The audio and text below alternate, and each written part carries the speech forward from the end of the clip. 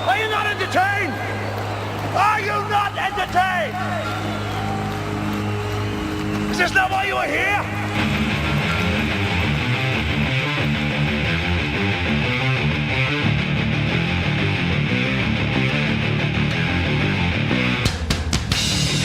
Oh, Rollo, why are women so delusional? Oh. Okay, there's your red meat for the day. Thanks. I'll see you guys later. Bye.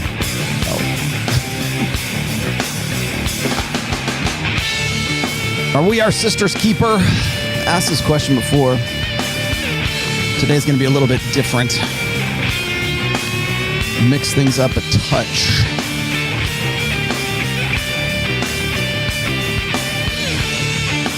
Why are so many women single, never married, childless, and apparently just overjoyed? It's what they want, right? Ultimately. Coming up. Hey. Oh, I was going to do the fade. My bad. Oh, there we go. Let's see. You guys like the new camera? Like the new lens? New lens. New lens Sundays. New lens. See? Look. Oh, man. Nothing like a fixed prime. Nothing like a fixed prime. Looking good. Looking good. Feeling good. Just got our... my 2.5 mile run with the dogs and decided I'd come in and do the show. How are we doing? Let's check the chat. I have already got lots and lots of trolls in here. So goodbye, trolls. Yes, I know. I know why you're here too. So go fuck yourself. Oops, sorry. My bad. There goes my monetization. See, you screwed me over already.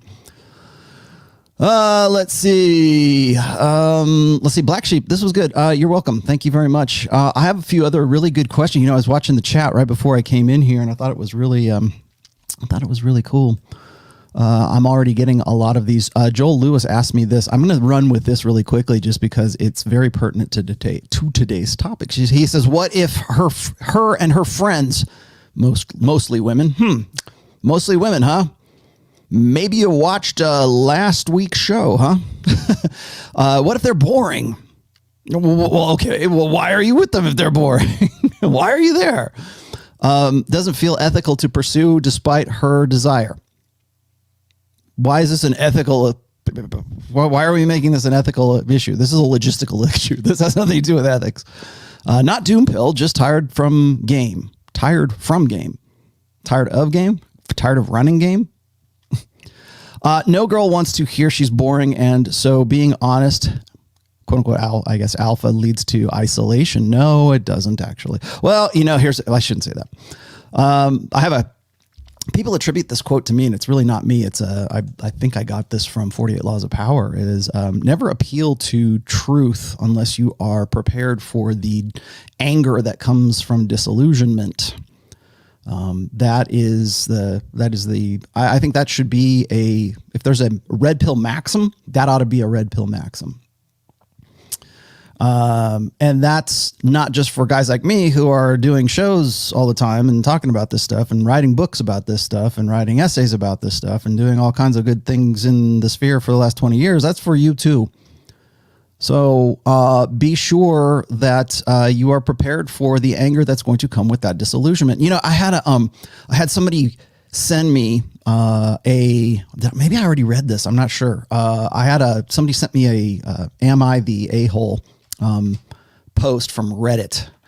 And it was about, I think it was by some woman who was going to break up with her boyfriend because her boyfriend, or actually maybe even her fiance, I'm not really sure, was supposed to break up with him because they were in some social setting with her friends again, and he had said something to the effect that, by the time you get to be 31, 32 years old, you really need to sort of cash your chips in because that's the age at which most women are actually already aged out by that point.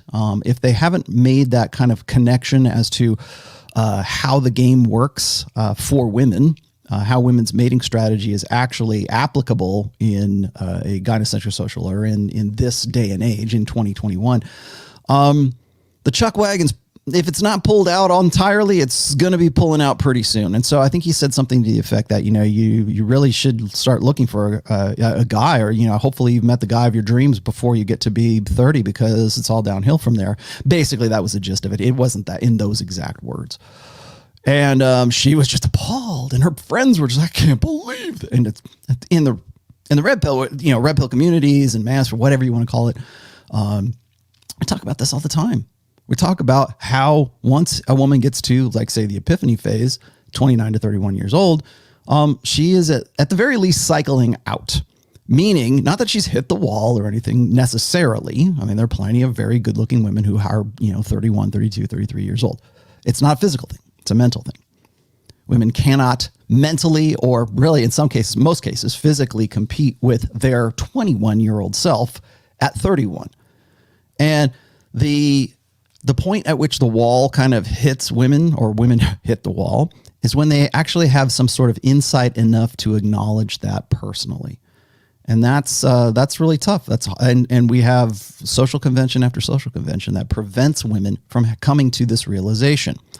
I wanted to start with this question today because it is almost exactly what I wanted to get into today. I have 3 videos. And thank you, StreamYard, by the way, for your new video feature here, because it is great. All I got to do is just sort of download the clips and pop them into this whole feed right here, the StreamYard feed. It's really good. I've been sort of experimenting with it throughout the week, and I think it's fantastic. So I'm going to actually be showing you clips from 3 different videos today, but they're all more or less the same narrative, except for the last one. The last one is Candice Owens, and I've talked about Candice Owens before. I kind of have a love-hate relationship with Candice Owens, and I'll tell you why once we get to her clip today. It's not going to be a breakdown clip. This is not, I should also, once again, start out with standard caveats here. This is not a personal attack on any of the women or ever on the women or the guys that I end up, using as sort of examples here. Be sure that you I have to say this. I know you won't, but I'm going to say this anyways. You have to remove your sort of emotion out of this. We want to be as objective as possible. We want to be observational and as analytical of this as possible. That's the difference between sort of a red meat manospherian stream and the rational male. Okay. And it's not that I'm above red meat. Clearly I'm not. But there's got to be steak that goes with the sizzle. So in order to preserve the steak here, try in your damnedest to remove your emotional self out of this. It's hard for a lot of guys to do. I understand that, but you will benefit more if you can do that than you would be like, yeah, get a Rollo. Yeah. That's not what I'm after here. I want to analyze where we're going with it, because this is a problem. This is a big problem. And we've been talking about this for forever. And it's the new hotness, I guess. Actually, it's the old hotness that is now the new hotness in the manosphere. Sort of breaking down why are women so delusional? They're not actually delusional. They are very calculating. And you'll see what I mean here in just a second as I break these things down here. The first clip I'm going to run here is Nikki Glaser. It was an interview with Conan. I believe it's Conan O'Brien here. Hopefully I'm not going to get a mark against me on this. I don't think I will. It's very brief anyways. Then I've got another clip from Danica Patrick. Yes, that Danica Patrick. And then I've got Candice Owens as well. And they're all more or less saying the same thing, but it's different when you hear it from a woman who is, say, 19 years old versus a woman who is in, Danica Patrick's situation is 38 years old. So there is a progression of the quote unquote delusion of women in all of this. And I wanted to make sure that we're sort of seeing the progression here. I wanted to make sure that we understand, like when I talk about like women's prioritization when it comes to their mating strategies at different parts or different stages of their maturity, different phases of maturity.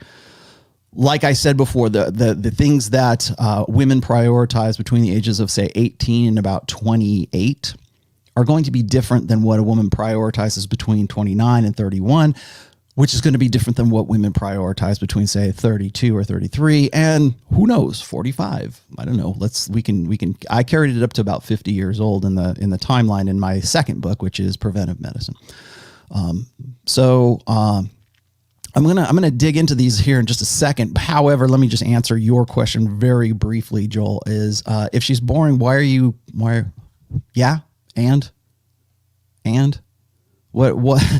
the problem? You don't have to say, I'm leaving you, darling, because, well, quite frankly, you're boring. Why? And first of all, I don't know how old you are, and I don't know how old she is. I don't know how old her friends are, but I will say this is that depending on what the situation is, women do not want honesty. They say they do. They claim they want honesty. In fact, most people, I don't even want to make this a female thing, but since we're talking about, the topic today, the topic. Hello there, children. How's it going? The topic today, children, is women, not guys. Okay. I'm going to talk about that on sort of this imbalance on Wednesday's show. It's going to be my 30, maybe 40-minute show. But when I'm talking today, ladies, if you're watching this, you probably are going to watch this because you're probably going, what's he going to talk about today? I'm not talking about guys, more or less. I'm not talking about guys. I will later on. I promise I'll get to it later. But we're talking about women. So the one thing I hate the most is when guys go, well, men do it too. Or women will go, men do it too. There's always, for every action, there's got to be an equal and opposite reaction. That's going to be Wednesday's show, by the way. So go ahead and check that out. But anyways, so no girl wants to hear that she's boring. Yeah, they'd also, and so being honest leads to isolation. Well, it only leads to isolation if you're not spinning plates, which is what you should probably be doing anyways at this point. I don't care how old you are. If you're single and you got yourself so wrapped up in this one girl that you're worried about what she's going to think, if you tell her she's boring, you're not spinning plates. That right there tells me that you are dating exclusively instead of non-exclusively. So look and understand why it is that you feel like you have some sort of ethical compulsion, obligation to tell this woman the truth. Women don't want the truth. They say they want the truth. They don't really want. You know what? Women say they want the truth, but what they don't want is full disclosure. And that's what does my butt look fat in these jeans? That's full disclosure. Yes, it does. It's a test, right? But anyways, IROC, thank you. That's the Ibanez Destroyer. That's a 1984 Ibanez Destroyer. I saw some other people asking about that. Let's see. This was really good too. David says, very new to the red pill and love the content. Right now, I'm caught between wanting to apply these principles and wondering if pursuing a relationship is even worth it. David, again, I'm going to tell you what I told Mr. Joel up here. Spin more plates, my friend. That's the answer. Hypergamous Ideal is a great name for a Swedish death metal band. Hypergamous Data is great for an emo band. Yes. Okay. If you say so, I wouldn't name them either one. It's funny. Every time I hear something that I think is a clever name, I'll go, I'm going to name my next band that. What else did you say? Somebody asked me, and I wanted to cover this too. I forget who was asking me about this. Somebody asked about the difference between holding women accountable, which is the topic of today's show, and what is the difference between that and establishing boundaries? And I've talked about boundaries before, in no uncertain terms. I should certainly hope so. Okay, I will get to that today, Telly. Don't worry. Can a father hold his daughter accountable? Yes, you can. You should. Don't feel bad about being judgmental. That's the first step right there. Yes, we'll get to you, Don DeMarco. I promise. You don't get it. Don DeMarco, man. How on earth do you guys get a red stripe for a $2.99 super chat? I want to know how that works. Somebody please tell me, because I want to be able to use it on Myron's show. What do you got here? I kept wondering why my white knighting never got me the girl. I quit defeating their dragon and started defeating my own. Good. Mental point of origin. Yeah. You guys want me to do a full blown show on mental point of origin? I feel like I kind of need to, because a lot of people are bastardizing that. That is my term. That is my concept right there. So first and foremost, When you hear guys talk about alpha widows or alpha widow this, alpha widow that, that's this guy. When it comes to mental point of origin, this guy. I don't think anybody has really talked about that, at least not in the terms that I have sort of defined that as. Captain Hair, off topic. Well, then we're not going to talk about it. Watching old films with a red pill awakening changes everything. Yes, of course it does. Star Wars Episode 2 is painful to watch. Anakin's one-itis. Yeah, well, you know, it's funny. I'll tell you here. I'll give you one little. I will entertain you for 1 second, Captain Herring. If you watch Star Wars, if you watch from the very beginning, like if you watch Phantom Menace all the way, and of course the prequels, and then on, that story would not happen if it weren't for a single mother, because that's what Anakin Skywalker had. Remember, he was a virgin birth. So single mother is pretty much never brought up red pill. And the only reason why the galaxy has lost its balance in the Force is because this guy can't learn non-exclusivity. He can't learn non-attachment. And more or less, the entire story hinges on him trying to get with a girl that he probably should never have gotten with in the first place. So therefore, the sins of the father are passed on to Luke Skywalker as well. So look at that. You're right. Look at Star Wars just from the very beginning. You will see he's a product of a single mother. He is Anakin Skywalker. And the whole reason why he turns into Darth Vader is because he can't have what he wants with this girl. And if you look at, like you were saying in episode 2, he's very blue-pilled, very kind of like almost this angry incel kind of character by the time he's in his teenage years. And then from there, he becomes an adult who's still kind of clinging to it. Thank you for bringing that up. It's a perfect analogy for the blue pill. And what happens if you don't kill the blue? Because it's not just you. Like what I've always said, kill the beta before the beta kills you. There's a lot more repercussions than just killing you. There's a lot of other things that happen as a result of you not manning up in that terms, you not killing the beta. Let's see. Oh, so anyways, I wanted to talk about real briefly here about the differences between, say, holding a woman accountable versus boundaries. Okay. Boundaries are something you're going to establish prior to even needing to establish or to hold a woman accountable, right?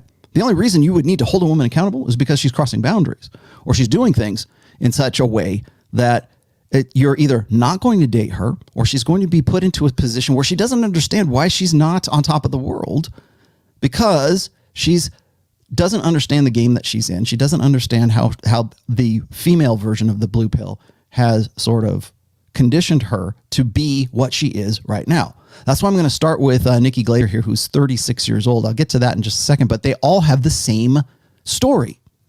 So we're gonna move on to that really quickly here as soon as I get to you. This is not an Ask Me Anything show, guys. Hey, Rollo, I started watching you a long time ago. I just started the Rational Male. Good. I observed that I might be too black-pilled. Any advice to overcome it? Yes, realize that there's no such thing as a black pill. There is only the red pill, and your ability or inability to cross over from your blue pill hopes and dreams into a red pill paradigm that has more opportunity. Remember, the red pill is just a tool set. What you do with it, what the prescription you write for yourself, that's on you, man. And if you can't see past that, if you can't see how you can improve with the knowledge that you have, I mean, here's the great thing about the red pill. You have what probably your grandfather, your great grandfather, maybe even your dad, whatever, never had. They never had this information before. Now, maybe you could say, well, some variation of it they did. You know, my dad was a real man. He brought me up right. Okay, that's a possibility, but he does not. I will guarantee you he does not have the data set that we have today. So what are you going to do with it? That's the question you need to ask yourself. There's no such thing as a black pill. You know what the black pill is? Black pill is a prescription. Black pill is, whoa, I know all this stuff and this is how I'm going to react. That's the black pill. Don't react that way. You are discontent and you have two choices when you're discontent. You can deal... Human beings, the human state, by the way, is discontent. But you can deal with that discontent in two ways. You can deal with it creatively or you can deal with it destructively. The black pill always deals with it destructively. Always. always deals with it destructively. Don't destroy yourself. Don't crush yourself because I know all this stuff now. Okay, well, fine. Are you going to deal with? Are you going to sit there and take it on the chin, or are you going to get up and you're going to do something about it? The end. 38 recently separated. Oh, you're gonna love what's Danica Patrick's story here in a second. Wife didn't want kids with FT YouTuber. For references, I have a fast growing channel with 300,000 subs. Very good. And business owner started to make 20,000 a month, help business, blah, blah, blah. Feel depressed as I may have lost the one. Also too old to date. Are you too old to date again? No, you're not. Too old to date again. You know what your biggest problem is? They're using terms like the one. That's your biggest problem. If you're going to tell me that you're red pill or you're a YouTuber or what, I don't know, maybe you're not a red pill YouTuber. Why do we even call it that? I'm an influencer. I am not an influencer. I am not a YouTuber. I'm an author. That is it. Okay. Period. End of story. Well, he just wants to sell all his books. Yeah, I'm an author. I'm supposed to do that. If I was a used car salesman, would you hit me up for selling all these cars? The Sabby Big Show, BG Show, your first failing. Sorry, I can't put it any other way. Your first failing is the idea that you lost the one, your soulmate.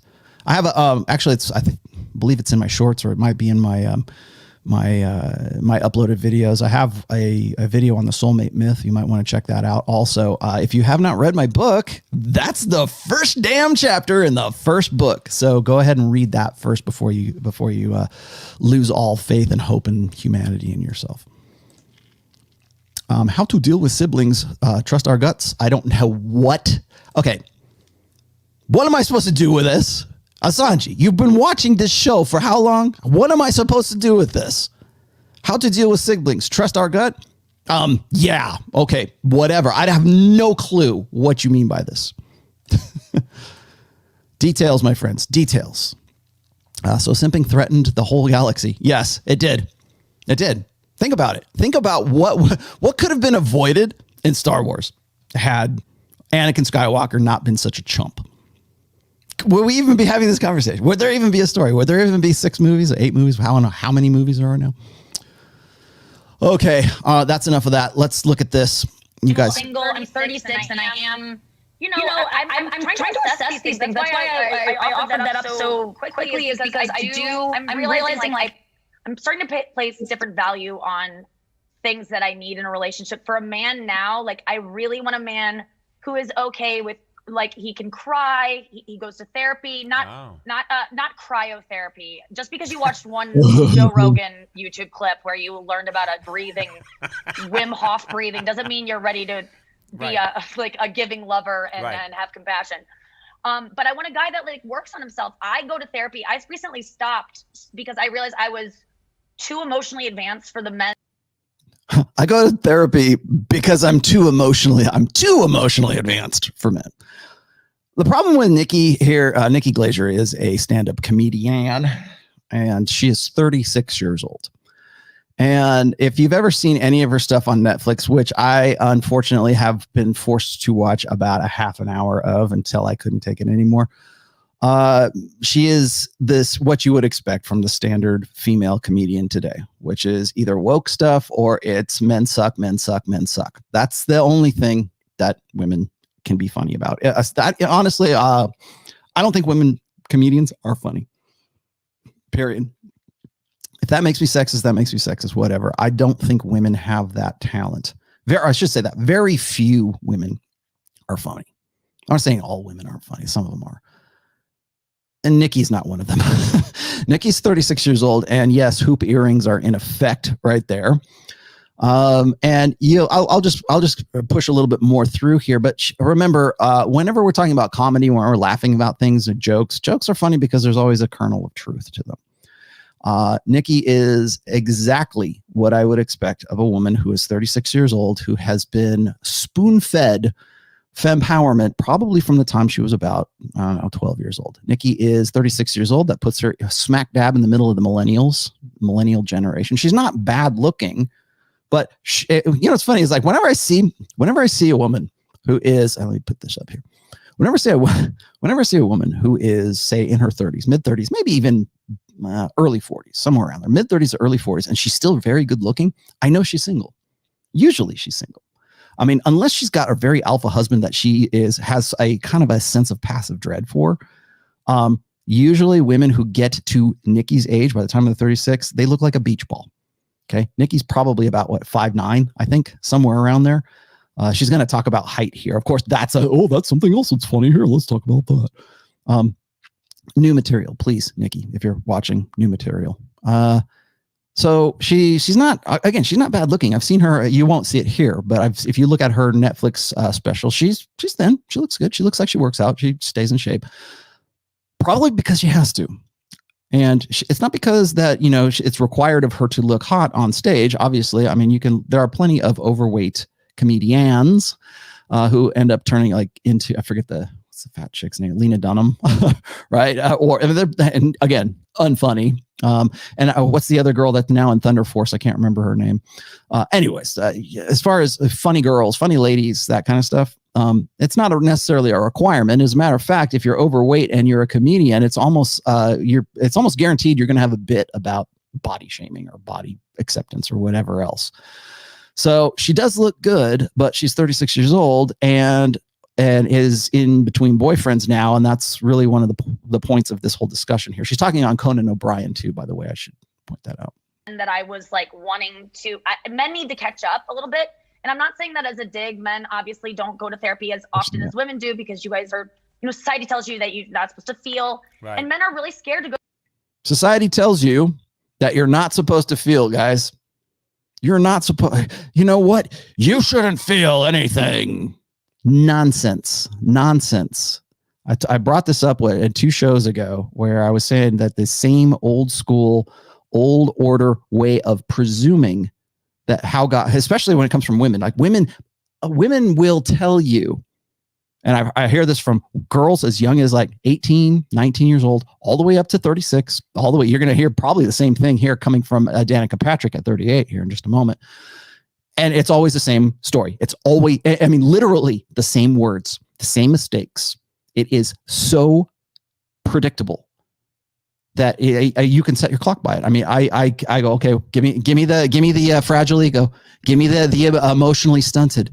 Give me the all of the reasons why you're not in a long-term relationship and you don't have babies right now. You know what those are? Those are excuses, and those are vernacular, and those are tropes and buzzwords and terms that have been around since the early 70s, courtesy of Gloria Steinem and the rest of the militant feminists of the 70s. Same language, exactly the same language. Oh, society teaches men that they're not supposed to cry. Not anymore. Certainly not for the last 2 generations. Maybe even Gen X, they kept saying the same thing. Even in my own generation, it was like, oh, it's okay to cry if you want to. No, the reason why guys aren't as emotional as women is because we are not wired for that. It is a biological evolutionary fact. Men do not process emotions like women do. But the presumption, of course, is nice and convenient and makes for a great comedy bit, right? Go to therapy that they'll get in there and you'll be sitting across from an old woman with a PhD who's listening to your feelings. She's jotting things down and she'll be like, okay, I heard everything. And she'll close her book and go, I have a diagnosis. You're gay. And that she'll go, and you know what? I have to tell everyone in your life because it's just my job and that's what I have to do. And which is not a therapist's job, by the way. Exactly. It's clear you know nothing about therapists. And now I have to tell everyone because that's the therapy code. Yes, they really think that there's going to be some admission in that will make them the scaredest thing that heterosexual men fear is I might be gay. Right. It's just a dumb fear. Obviously, this is a joke, but I think that where on earth is she getting this? From what authority is she speaking? from like, because she has experienced life as a man, that heterosexual guys are just shaking in their boots because I might be gay if I express myself emotionally. Nonsense. Again, this presumption as a result of this constant indoctrination, like multi-generational, cross-generational education, that this is how men think. This is how men really are. Men are emotionally stunted. I think I said this a couple shows back. We live in a gynocentric social order. I repeat that all the friggin' time, but people don't understand what I mean by that. What that means is that the feminine experience is the correct way to think about things. The way she experiences, the way she's like, oh yeah, well, men are just these emotional children. Men are emotionally stunted. Men have problems with their emotions. Men, emotion. Why is that the benchmark? Why is men emoting like a woman the metric by which we're going to judge that guy's merit? I said this when I was talking about the what's his name, Justin Baldoni, when I was doing that breakdown last week. The reason why he thinks the way he does is because he instinctively, or I shouldn't say instinctively, he's conditioned to believe that the best way to live your life is through the eyes and through the experiential existence of a woman. And here we have a woman saying exactly the same thing. She should marry Justin Baldoni. I don't know if Justin Baldoni's wife would be open to having a second wife, but she's perfect for Justin. She really is, because she thinks that this is the way guys should think, or they're stunted, or there's something wrong, or there's something debilitated about men. Like, men are just like these half beasts because we can't experience the world like a correct woman does. But we'll remember, 36, single, no prospects as of this recording with Conan. There is something to that. And I'm just telling you, like, men, if you go to therapy and you cry and you talk about your feelings, you're not going to be gay. She's not going to like open your eyes up to you're gay. And if you are gay, that's great too. I would really appreciate that. And because I don't want to keep dating you and have. Remember when Justin Baldoni got that one text, and this, you have to go back and watch last week's show, but he was talking about that one text he got from that one guy who said, this is some major gay shit. Like, he was telling his girlfriend, like his girlfriend wanted him to watch Justin Baldoni's, We Are Man Enough, I don't know, book or video or whatever. And he texts back to his wife or his girlfriend. He says, this is some major gay shit. The case of example here. We're just looking at it from the female perspective. You take out your aggression on my asshole. Really? I really. Let's put that on there. I think that'll be funny. I gave up. I was like, it's too much. Conan's kids might be watching. No. My kids won't see this. I'm just now checking the rafters. The whole crew just ran up into the rafters. Everyone was completely blown away by that. It's interesting though. Like, do you find that the men that you dated in the past probably needed to go to therapy? That's always the reason, and it's nothing like, I don't need you to fix yourself. It's not going to get fixed. We're all but be working towards it. Acknowledge that things aren't working for you anymore.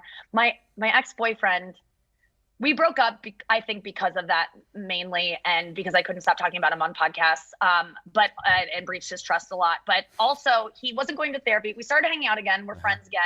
And the other day, he was like, oh, I got to go at 3 because I got therapy. And I was like, really? Like, I was like, oh, my God. And he goes, oh, no, physical therapy. Well, let me continue. I was like, oh, okay. And he was like, I go, what for? He's like, oh, my on my shoulder. And I was like, what? How? He's like, oh, I punched a wall because I forgot to DVR The Good Doctor. I'm like, oh, yeah, don't look into that burst of aggression. That has nothing to do with your anger towards your father. Like, just keep living life the way you've been doing it. So he wasn't, for a second, though, you thought he was going to therapy and you were interested. I was so horned up. I'm going to need physical therapy for how quickly I dropped to my knees and started unbuttoning his pants when he told me he was going to possibly address his complex emotions. God. Well, you know what? You've put it out. All right, Conan. I don't know enough about Conan when it comes to like intersexual dynamics to really make a call on Conan here. So I'm going to abstain. I'm going to pull myself away from this, from commenting on Conan here. But everything is a bit for Nikki Glaser. Obviously, she's a comedian. She's trying to stay relevant in a post-COVID world, right? Something tells me she probably hasn't done too much stand-up in 2020. So she's probably jumped at the chance to go on Conan and talk about this kind of stuff. But what I thought was interesting, and I wanted to point this out as well, is that when we were talking about Justin Baldoni and emotion first, emotion, even the fact that this is a joke, that this is a bit, you go, oh, well, she's just joking. Yeah, can't you take a joke? Well, the reason why it's funny is because this is something that she thinks should resonate, not only with women, but also with guys. Like, guys are dumb. Guys are stupid. Guys are bumbling idiots. This is another variation of guys are stupid.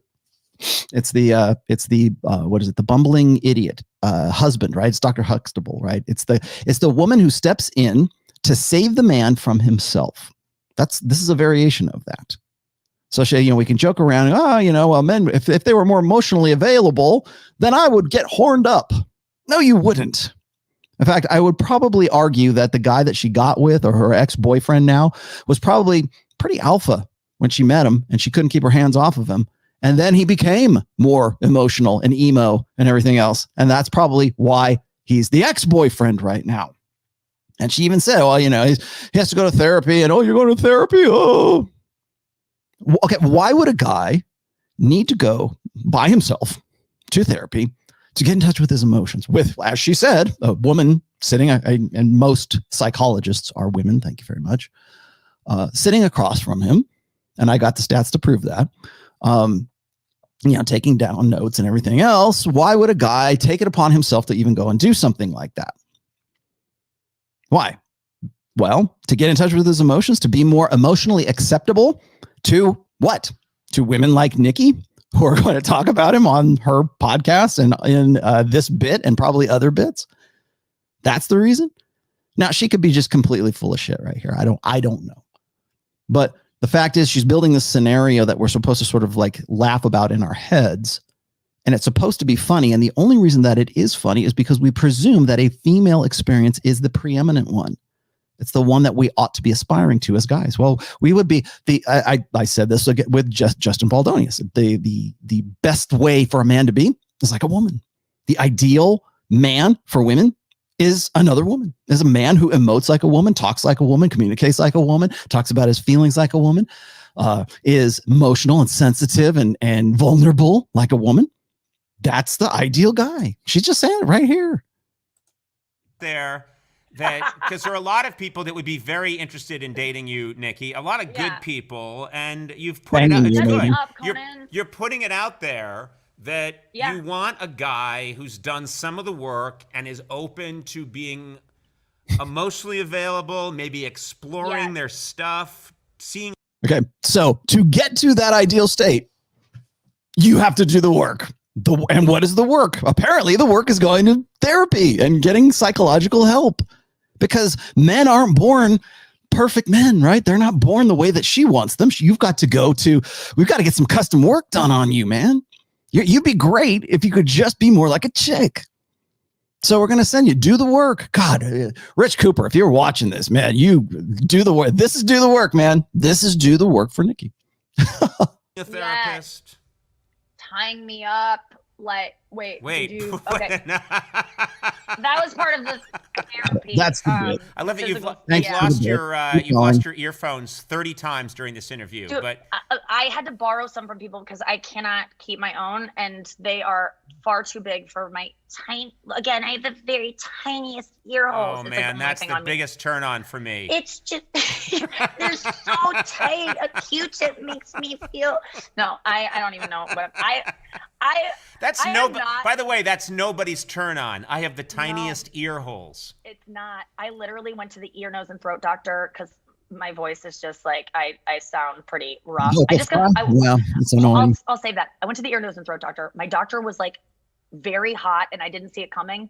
And I would have like prepared, because whenever I'm around a. All right, these are just stupid. All right, I'm going to pull that out. I just want to throw that out there first. That's number one. That's clip number one. I apologize. You probably, if you had to spit your coffee out or if you threw up during that, then we'll try to recover for another like 2 minutes here, and then we'll put the next one on.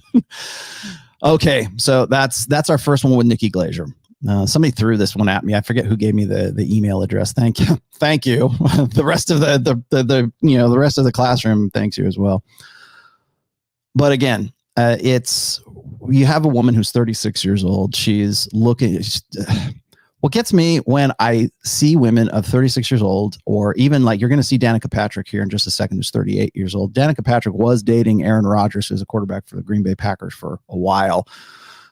She was a former, she made her name for herself because she was the very first NASCAR driver, and who even remembers that anymore? We don't even know who Danica Patrick is anymore. She's just sort of this has-been celebrity, or used to be a celebrity, and she was only a celebrity because she was the first woman in NASCAR. So we'll talk about that here in just a moment. But this is the fare that we get to deal with. This is we've got a woman who's 36 years old, wondering why she can't find the perfect guy, but yet in her own bit, she is analyzing exactly why she can't. She can't find the right guy because the right guy she is led to believe is this guy who's this emotional tampon. She doesn't want that guy. She doesn't want she wants a high value guy, right? She wants the guy who's not going to be emotional. She has to work. She's rewarded by his emotionality. And that gets me back to the vulnerability thing. A lot of guys in, let's say, Matt Hussey, for instance, or Mark Manson's great with this one, is vulnerability is it's like catnip for women, right? The more vulnerable you are, the more she's going to want to just tear your clothes off, guys. No, clearly not. Clearly not. Doing the work apparently is going to therapy, right? Well, how are you I need to go to therapy because I need to learn to be more vulnerable. Guys are competitive. And even when they are beta males, even when they are as passive and as sort of like meek as possible, even those guys are competitive. So when you tell a guy, dude, if you want to get with a hot girl like, I don't know, like Nikki Glaser here, if you want to get with a girl like that, you've got to be vulnerable. Here she's saying that. Well, if I'm more vulnerable, if I'm more emotionally available, if I'm in touch with my feelings, if I express myself, I've been taught by a society that men are supposed to not cry. That's the whole thing. Is my emotional growth has been stunted by social constructionism. So therefore, I need to go to therapy to unlearn that stuff. No, that's not true. Your brain just doesn't work like a woman's does, and there's nothing wrong with that.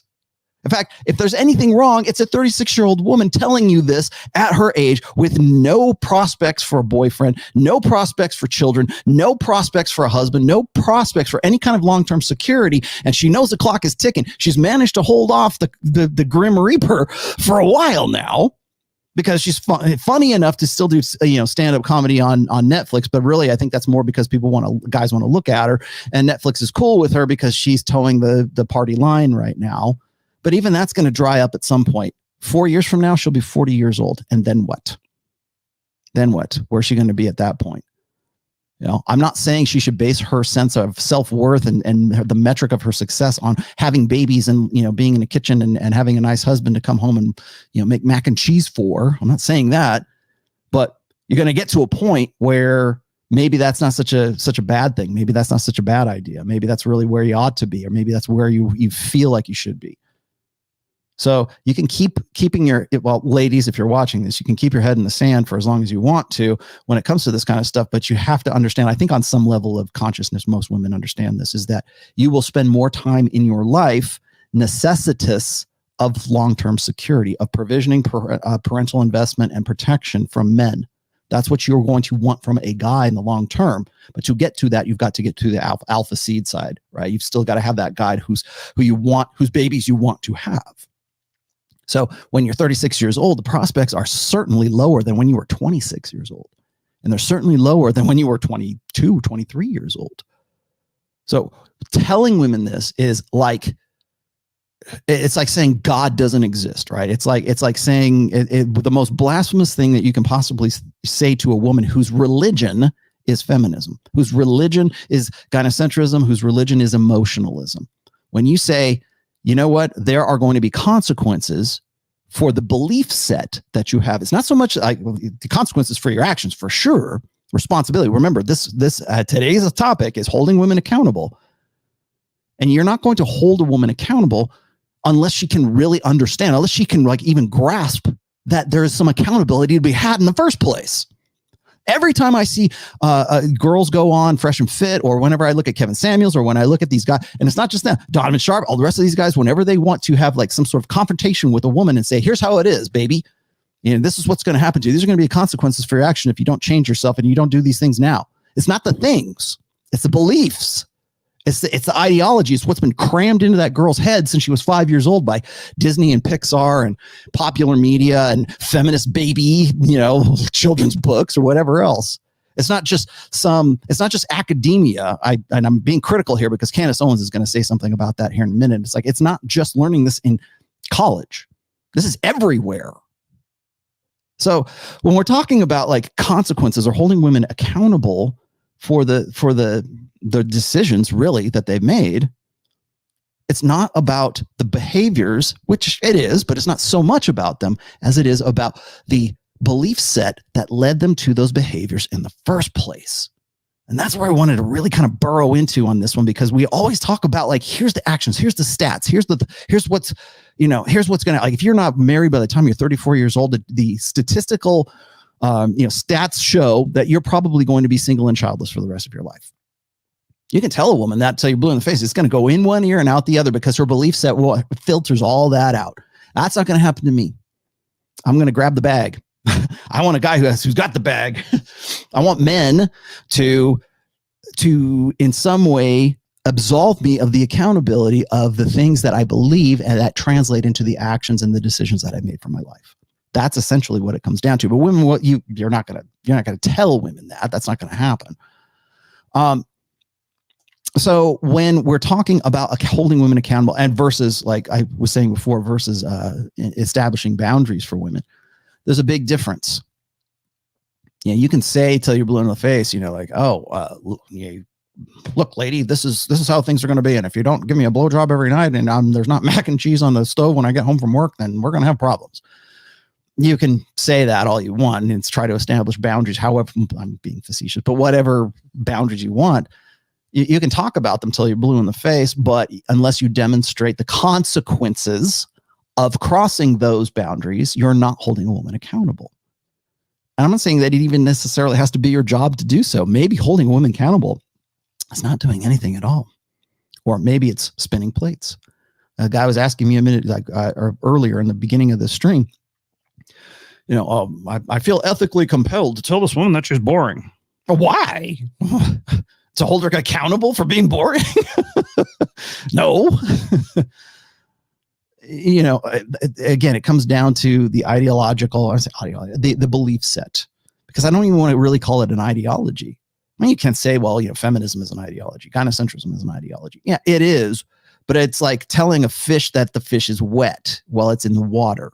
It doesn't know. It doesn't know that it has that ideology. It doesn't even know what an ideology is. Fish, you're wet. Huh? It doesn't know. It's there. That, in fact, it's the water, the wetness that is sustaining the fish in the bowl. So you're not going to be able to have that conversation with most women. And the only time that you can have that conversation is when they've reached rock bottom, or when they've got to a point of trauma or crisis or whatever it is. Honestly, Nikki Glaser, I don't necessarily think that you could even tell her the kinds of stuff that you would tell like an 18 or 19-year-old girl, because those girls already have that belief set that is like embedded into their psyche. I was just dumbfounded by that when I was like the one thing that if I have any, don't take this the wrong way, guys, but if I have any constructive criticism for Fresh and Fit, this is it. You ask the same questions over and over again, and you get the same answers over and over again. The same language over and over again, the same mistakes over and over again, the same controversy over and over again. Well, okay. Again, and I'm blaming you. Makes for a good show, but why? Why is it so consistent? Why is it so repetitive? Why is it the same exact language that's used from one girl 4 weeks later by the same girl or by another girl 4 weeks earlier? And why is it the same language that's used by an 18-year-old girl that is used by a 38-year-old girl? Because it's part of that learning. It's part of that acculturation and that socialization. And it can't just be like most of especially the younger girls, they're not in college, or if they are, then maybe their first year. but that's not what puts that thinking, that belief set in their heads. It's this entire, I talk about blue pill versus red pill for guys. There's a blue pill for women too. And there ought to be a red pill for women as well, but you can't give them the red pill because doing so makes you judgmental. Because for a guy, no man is ever allowed to have standards of women. First of all, I want to talk about that a little bit today. But second of all, explaining, you want to know why that's a great show format, explaining like women's mistakes or explaining the consequences of women's actions. The reason why that's controversial is because nobody's doing it, and nobody's done it for a long, long time. So holding women accountable is a crazy good, makes for a great show, but you don't really, but unless you're addressing the belief set, you're failing not only your audience who's watching this, but you're failing the girls that you're trying to in some way. At least, maybe you're not, that's not your point, but you're not going to teach them anything. There's got to be something that is fun that you have to fundamentally unlearn those things. And most women simply just don't have either the emotional maturity or the insight, the self-incentivized insight to actually say, you know what, maybe there's something to this red pill. Maybe there's something to what these guys are saying about accountability. Let me catch up here one more time. I am a one-man show. I do not have a producer. I have Sam Bada in the chat, so if you guys get out of hand and get unruly, he's going to drop the band hammer on you. John O'Driscoll, is there an evolutionary benefit for men to shut off the emotions to act in situations of difficulty where emotions would be detrimental? Yes, of course. Again, I've done several shows. I've done, gosh, how many essays? Probably like 4 or 5 essays about instinct, emotion, and reason. And biologically, evolutionarily, psychologically, evolutionary psychology, evo bio, evo psych, anthropology, sociology, all of these subfields that lead to this. You can neurology. Men do not process emotions like women do. Women have the luxury of emotion. First of all, most men don't. We have to figure things out, because if we don't figure them out and we don't learn them, we don't use reason first and then figure out how we feel about it, we die. Because men are the disposable sex. Sorry, black pill guys. Sorry, MGTOWs. Men are the disposable sex. I don't care how valuable you think you ought to be. Historically, evolutionarily speaking, yes, men are the disposable sex. And matter of fact, usually the sex that has the highest testosterone is the disposable sex. But the sex that has the lowest cost, the lowest investment cost for reproduction is almost always what could be quote unquote disposable sex. Oh, that sounds horrible, Rollo. It sounds unethical and immoral. I don't care what it's not my moral crisis, man. That's just how it is. There's some ugly things about evolution and evolutionary psychology and evolutionary biology and whatever. There's some really ugly things about it. Deal with it. So, yeah, we're the disposable sex. And as a result of that, we have had to evolve. We have a different sort of neurological framework that women do not have. Our synapses, our connectivity doesn't work the same way as women's do. There's nothing wrong with it. There's nothing inherently better or worse than it. It's just different, because the way we had to evolve to survive as human males on planet Earth, we had to have those features in our psyche as part of our evolutionary firmware. Women, on the other hand, had to be the nurturers, because if they weren't more emotional, if they didn't prioritize feelings before reason, then babies don't get nurtured. Babies don't get milked, right? Babies don't thrive until self-sufficiency. So yeah, and this is in the animal kingdom, the sex with the higher the higher reproductive investment is always going to be the one that is going to be the most vulnerable sex, first of all. And then second of all, is always going to be the one that is the preserved sex, right? You've heard this before. Eggs are expensive and sperm is cheap, right? Why do we say that all the time? Even the guys who would disagree with me about like, oh, men are disposable. Yeah. But do you think this? Do you think that sperm is cheap and eggs are expensive? Well, yeah. Okay. Well, then why would you not want to extrapolate that up? It might not feel good. And the reason it doesn't feel good to say men are the disposable sex is because you've been taught to think like women, to prioritize feelings before reason. So if that's the case and you're really upset about that, then find a way to make yourself more valuable so you're not the most disposable sex. Make yourself better. Don't wish it were easier. Wish it were better. So is there an emotional evolutionary benefit for that? Yes, absolutely. Because that's what kept guys alive. Like, what's the joke? You can't cry in war. There's no crying in baseball. Yeah, of course. And that's why some will say it was you can look this up later if you want. Some say it's a spandrel. Others will say it's an adaptation, but yeah, we prioritize men in general left to our own devices out in the wild. Men prioritize instinct, reason, rationality, how to problem solving, purpose, having a purpose, right? Problem solving, and then how we feel about those problems and everything else, right? How do we, that's usually the natural way for men to process information, stimuli, let's say from the environment is instinct, reason, how am I going to deal with it? And then emotion, how do I feel about it? For women, it's usually instinct, emotion, and then reason. And in a gynocentric social order, we prioritize emotion before reason.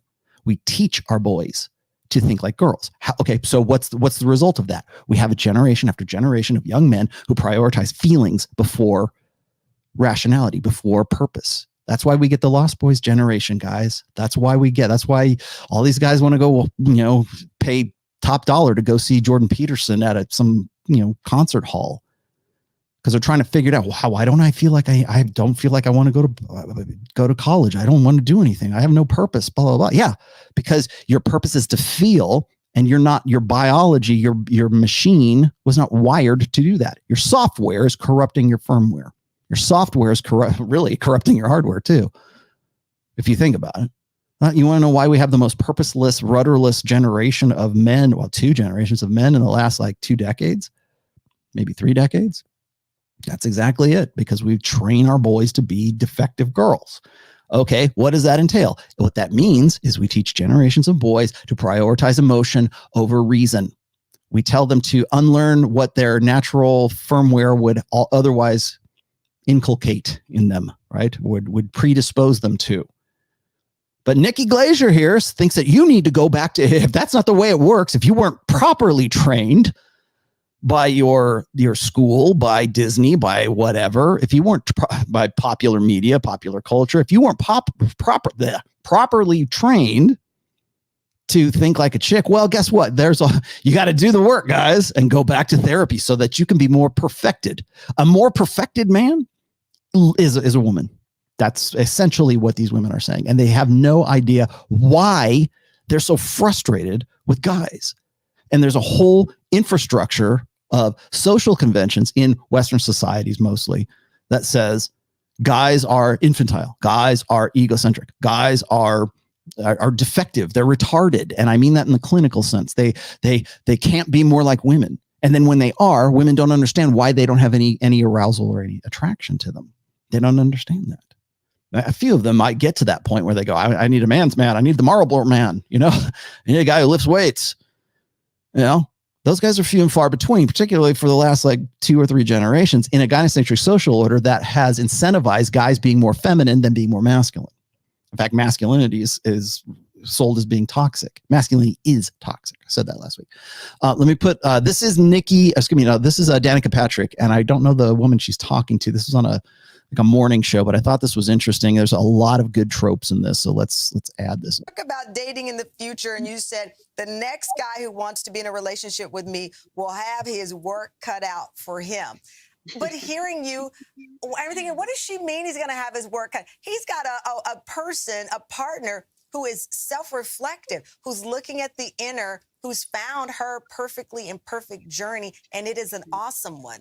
So how's he going to have his work cut out for him? Because you seem perfectly imperfect to me. Okay, before she answers, the guy has his work cut out for him. Does that sound familiar? Does that sound like what Nikki was talking about with Conan O'Brien? Does that sound like, you got to do the work? Okay, what's the work? Oh, you've got to be more emotionally available. He's really got his work cut out for him because I'm this highly developed, enlightened, celestial woman being who's, looking down from this Tibetan mountaintop, and you have got to climb up here, worthless man. You have to prove yourself. How do I do that? How do I do that, 38-year-old woman? How do I please do that? Well, we've got to go to therapy, and you've got to talk to that therapist there who's going to sit there with a notebook and get you in touch with your feelings, and then you can climb the mountain and see me. Yeah, again, like as time goes on, you can kind of clean the words up. And I think really what I mean is that when you know what you don't want, you know what you do want. And so that would be like for anybody who likes to watch videos about anything kind of spiritual. That is some major, fluffy, profound, prosaic bullshit. Abraham Hicks says that all the time. So you can. Okay, Abraham Hicks, let me just throw this in there. This is a little footnote. Abraham Hicks is the original publisher of The Secret, the original publisher of The Law of Attraction. That's going to be interesting later on this week when I do some other shows. But if, wait, actually, I can answer this one right now. Where'd you go? Oh, there you are. Just give me 1 second here, okay? Bear with me. Daniel says, Rollo, why are females so obsessed with horoscopes? Here it is. Here it is, right here, right in front of you. That's why. This is chick crack. Women love anything that is supernatural, anything that is secret knowledge, anything that is covert power. Women love. So if you say, I can read your palm. Let's go get our tarot cards read. Let's read the tea leaves. The Oracle at Delphi said, let's look at the chicken entrails, Santeria, right? All that kind of stuff. Any Eastern mysticism, and why are women more religious than men? And this is, you want to know where here's where you find that out in this book. I did all the research meticulously for 3 years. Thank you very much. Women are more religious than guys. Simple as that. They're more spiritual. They're more in touch with God, right? They're more in touch with the outer planes. I don't know, whatever you want to call it. Hey, what do you choose your fantasy, right? Choose whatever it is. They're supposed to be more in touch with it because women want that. Because women are the vulnerable sex, and anything that sounds like covert power, especially if it's metaphysical, magical thinking power, they're all over that. That's you pick up artists back in the early 2000s, man. Bravo. We picked up on that like almost immediately. That is one of the best way. When I write the book on game, I've got the outline already done. When I do the book on game, you bet your ass, you sweet ass, that I'm going to talk about chick crack and women's sort of penchant for mysticism. And here it is right here, black and white. Abraham Hicks, like I said, is the law of attraction. Woo. Send out enough positive juju into the universe, and good things will befall you. Look up YouTube videos on that. But you know what you don't want, so you know what you do. And so maybe it's not necessarily that they their work cut out for them, but that they're going to be an extremely high quality person with a lot of boxes to check. And it's not as though there's boxes to check. It's just that I know what I want now. And I'm not willing to compromise, bend as much. Right. And so, but there's also this meeting on the other side of going, once I have healed and I have processed and I have accepted. See what I mean by the same language? You guys remember? Okay, so a lot of people tell women on one hand will take me to task. They'll say, "Why are you talking about the same?" That's the exact same language that Jada Pinkett Smith was using when she was trying to explain to Will Smith in my now highest viewed video when they had the Red Table Talk back in, I think it was August of last year. That exactly the same language. Remember what I said? They make the same mistakes. They use the same language. They are in the same way. They are predictable. This is when she got to the healing part. Yeah, it's exactly what Jada Pinkett Smith said. Exactly to the letter. That's what it was. You're 38 years old. Do you honestly think you can issue demands like this? Do you honestly think? And here's the thing: I would if I had a Danica here right in front of me. Of course, she's still kind of I think she's kind of burned because she missed out on definitely a high quality guy, right? You can, whatever you want to say about Aaron Rodgers, the guy's going to be a Hall of Fame quarterback at some point, right? And he has just recently, I think, got engaged with the chick that he actually was going to marry, and for whatever reason, he doesn't want to get with crazy over here. He doesn't want to bravo, Aaron. At least you understand your own value and you got away from this. But that's it. It's who are you to demand these things? And that's the crux of holding women accountable. Who do you think you are? What kind of value do you actually think you have? because there's, excuse me, in a gynosexual social order, this is what you get from women at 38 years old. I'm still the bomb. I'm still, and I'm, you know, I'm maybe comparatively speaking for women who are 38 years old. Okay, maybe, but you don't have you're not the commodity that you think that you are. And how did we get there? Ideology, belief sets, a system of socialization, acculturation that teaches women as old as 38 that you don't settle, girl. You're going to have to do the work, gentlemen, because you're going to have your work cut out for you to get with a great girl like me. Well, guess what? You're probably going to be 50 and you're still going to be that great girl like you. And statistically speaking, Danica, you're not going to be married. You're not going to have children.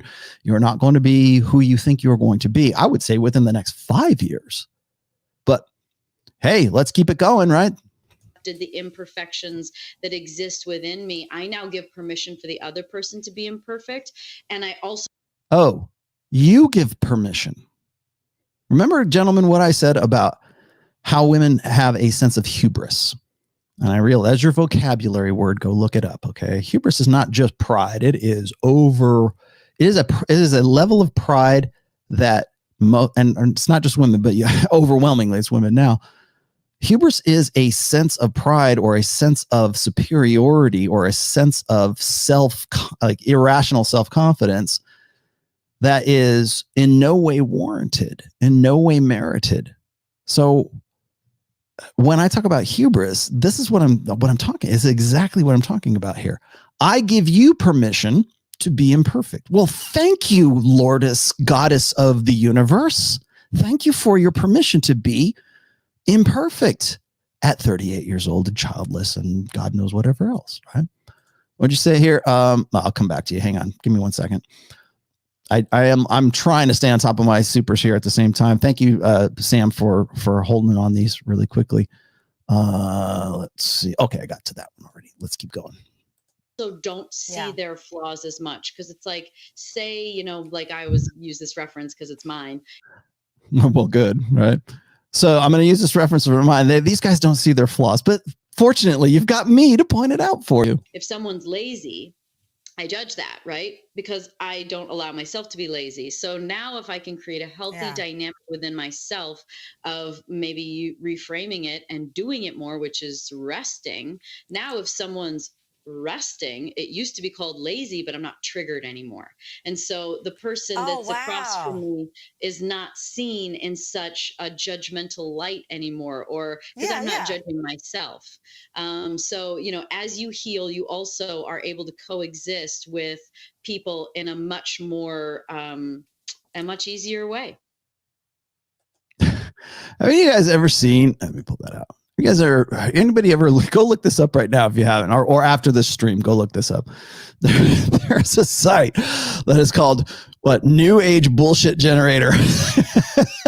Go look that up. Go look up New Age Bullshit Generator and compare.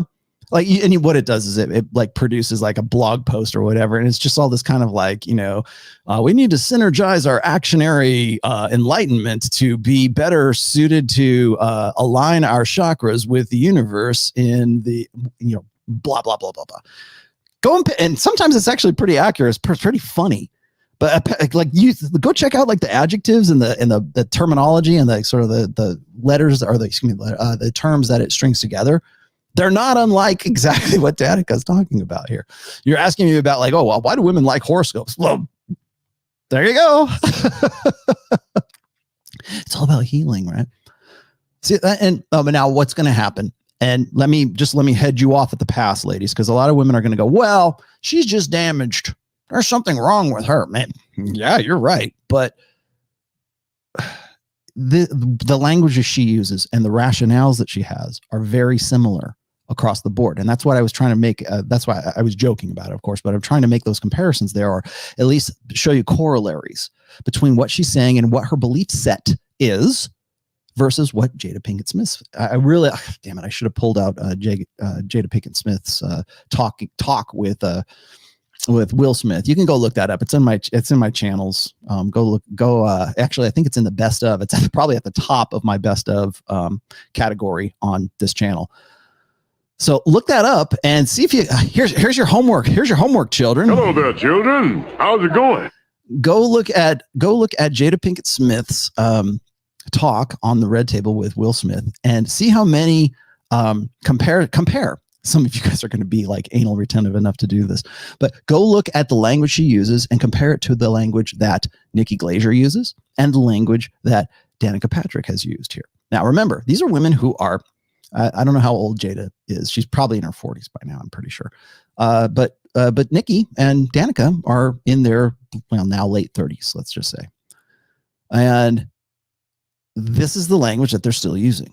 This is exactly the same language the 19, 20-year-old girls were using on Fresh and Fit. Exactly the same one. So what is it? Where do we, how do we go back? How do we find out where the virus is starting? Who's programming the virus? How do we get to the virus?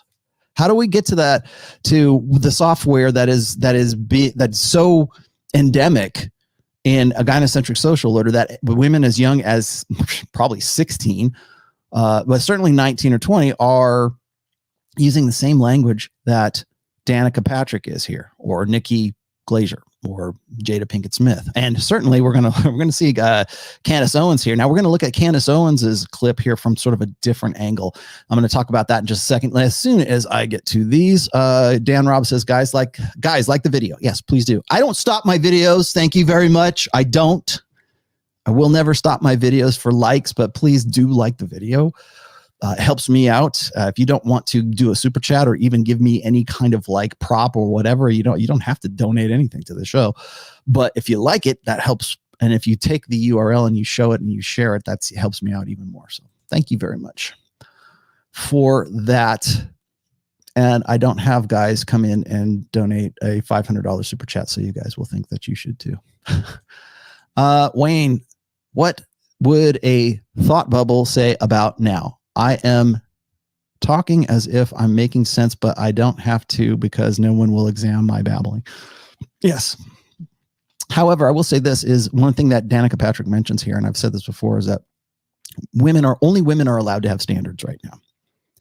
And I want to preface, I wanted to get this out here because it's kind of a preface for what Candice Owens is going to get into. And it's like the second half of this show is what I wanted to get into. Like, are men responsible for this?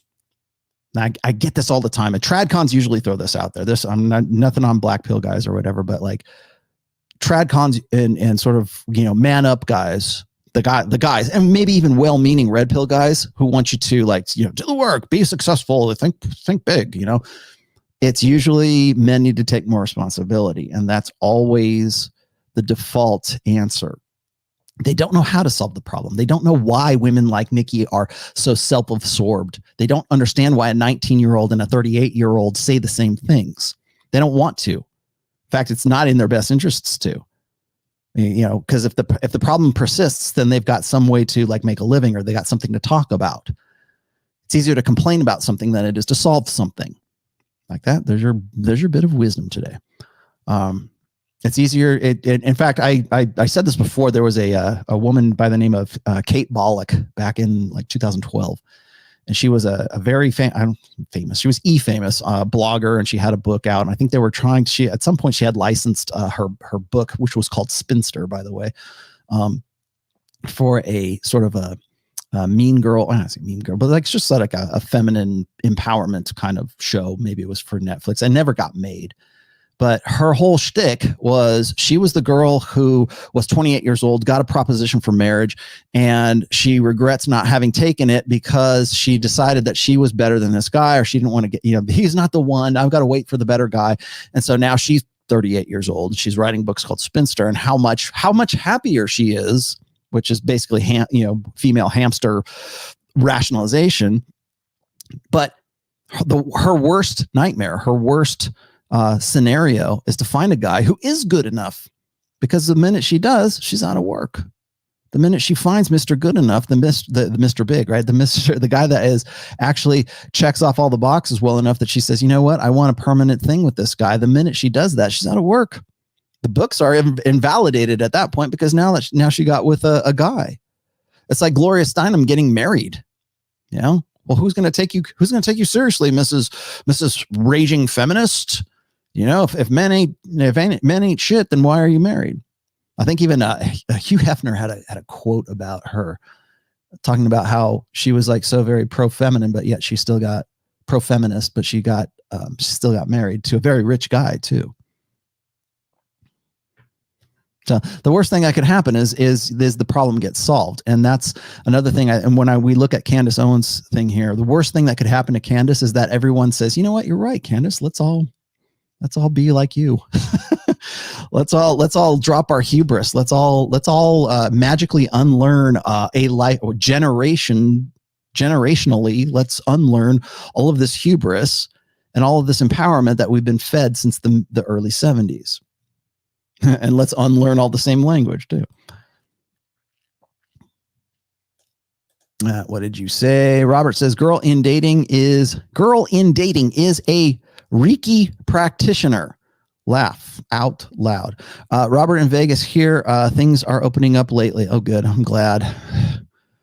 Maybe I'll get a gig down there sooner or later. I had one liquor gig down there. Was it the beginning of sometime in February? When was it? Like the middle of February, I think is when or late February I was down there. Maybe no, it was March. I had a liquor gig at this place called Area 15, and it is fun. You guys need to go check that place out. At 15, not 51. It's Wayne. Thanks, guys. Yes, I had to get this one. Baba Booey. Somebody give me that sound drop from Howard Stern. Danica sounds like every modern woman today. Yes, young and old, using the same language, making the same mistakes, getting the and reacting with the same indignation. Frank Alviar. I've always hated Patrick's guts when she appeared at Joe Rogan. When she appeared on Joe Rogan, there's condescension in her voice. Yeah, there is. Equivalent to person with resting bitch face, and that is her normal voice in her interviews. Yeah, it is. Now, what's going to happen here is I was always saying before when I was saying that men don't get to have standards and women do have standards. How dare a man ever say that he has some sort of requirement for a woman? The reason why that is so insulting to women right now, I joke about this all the time. Rich Cooper just did this. In fact, he retweeted the exact same tweet, which was like 6 ways that a woman can make herself more acceptable for men. And it's like, have long hair, have big boobs, give him a blowjob, make mac and cheese for him, whatever, show up naked, bring beer. And it doesn't matter what the list is. The fact that any guy, and particularly Rich Cooper in this case, would ever have any kind of set of requirements for a woman is outrageous. How dare you? You want to know why, like Fresh and Fit and Kevin Samuels and other guys, I would assume other dudes, I don't know who else, but why that's such a big deal right now is because these guys are saying you're not good enough. Danica Patrick, who is going to want to deal with your bullshit? Certainly not Aaron Rodgers. You had Aaron Rodgers, a Hall of Fame quarterback. All you had to do is keep your mouth shut. All you had to do was not be you, Nikki Glaser, why are you ass out right now? Why are you 36 and no babies and no prospects? It's over. I mean, technically, statistically, I'm not saying it is personally. Maybe something happens. Maybe you meet the dude of your dreams tomorrow. Who knows? But statistically speaking, if you're older than 34, 35 years old, you are not married, you do not have kids, you're probably setting yourself, even according to Morgan Stanley and Forbes, you're going to be single and childless probably for the rest of your life. Because the guys who are your age, the guys who you have such a high standard for, both of these women have such a high standard for guys. You gotta do the work. You gotta go to therapy. You gotta climb the mountain. I know what I don't want now. Okay. So what do I have to do to be with a girl like you, a great 38-year-old spinster like you? What do I have to do? Tell me, please, what do I have to do to measure up to your lofty expectations, oh goddess? No, but what guy's doing that? Certainly not the guys that she wants to get with. Not the guys who would be, 2 years older. Guys, so the guy's 40, 42. Is that who you're looking for? And he's got his shit together and he's made a lot of money and he's a good dude and he's, he's emotionally mature and doesn't use therapy anymore and he keep attentive to your needs. That guy, you don't have anything to do with a 38-year-old Danica Patrick, much less who's gonna get laid first? We're never gonna score. We're never gonna score. Who's gonna score first, Danica Patrick or Nikki Glaser? I would argue Nikki, and not because she's younger, but she's just hotter, and she's got a smile, right? She doesn't have resting bitch face, although maybe she does. Anyways, what did you say? Rollo, a good sound clip for you. Vince Vaughn, Into the Wild bar scene where he says, society, society, society. Somebody give me that. Please do. If you have a good idea for a sound clip, please throw it at me. I'll decide whether or not I can wedge it into the, let's see, 16, 24, about 24 different patches I have here. I'll see what I can do. I need to get a stream deck. I'm thinking about investing in a stream deck. They're all $120. Let's see. Simps are taking over the world. No, but they are paying for the world. Let's see. ML. Her talk generates feel good, bad emotions. Logic and facts are abysmally minimal. Because they don't have to be. It's all about feelings. We don't remember that rationality hurts because the truth. Keep saying this, and this I'm going to get a little bit deeper. Again, go get the book. New book 4. It's out, right? Yes. And if you want to know where the Audible is, Sam Bada is in the chat. You can ask him personally because he's doing the read. There you go. Sorry to put you on the spot, Sam, but that's the case. So anyways, in the book, the last part of the book, I say this: would you rather be happy or would you rather be right? And I stole that from Ryan Stone. Thank you very much, Ryan. Would you rather, is ignorance bliss, right? Would you rather not know the truth and be happy and not have to think about stuff? Or would you rather know about things and have it kind of bug you and have you like sort of obsess over it? Like, how would that, ideally we would like to know the truth and be happy, right? Okay, duh. But I mean, if it's one or the other, what are you going to have? Because in most cases, that's how it is. I've said this in the first book, is that, the truth will set you free, but it does not mean that the truth will in any way feel good. It will not absolve you of the responsibilities and the liabilities that go along with knowing the truth. And that truth might destroy this oblivious, ignorant, happiness that you have. That's what happens when you confront women with red pill realities. On this show, on any other show.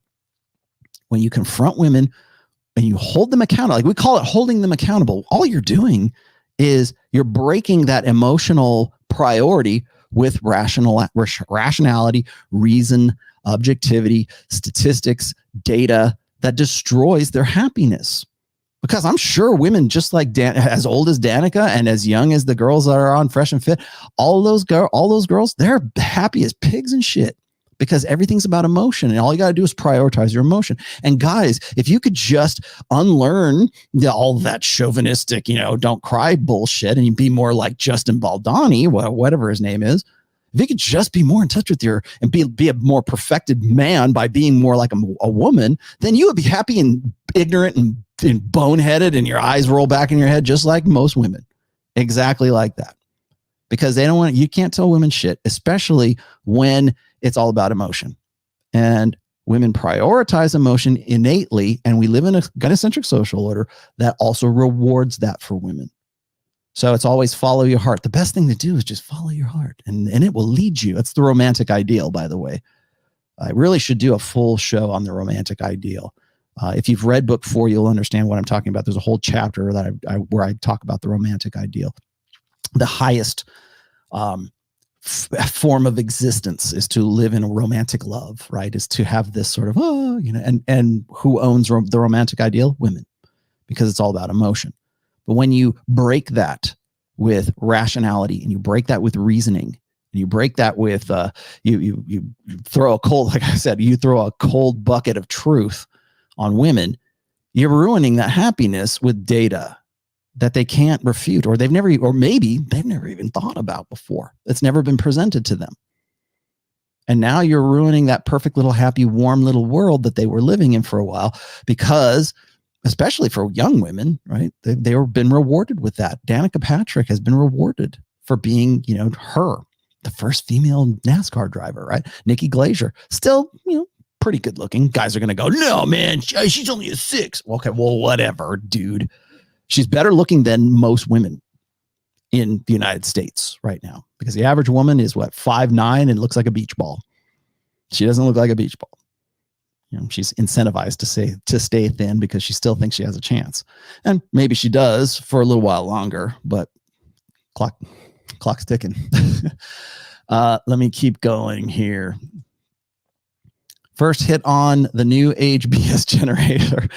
The goal of psionic wave oscillation. Thank you for doing this, by the way.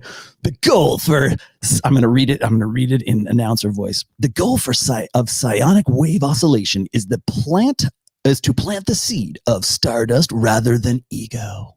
That's new age bullshit. Yeah, you went to the right site, my friend. Now, go and compare that to something like what is it? What did she say?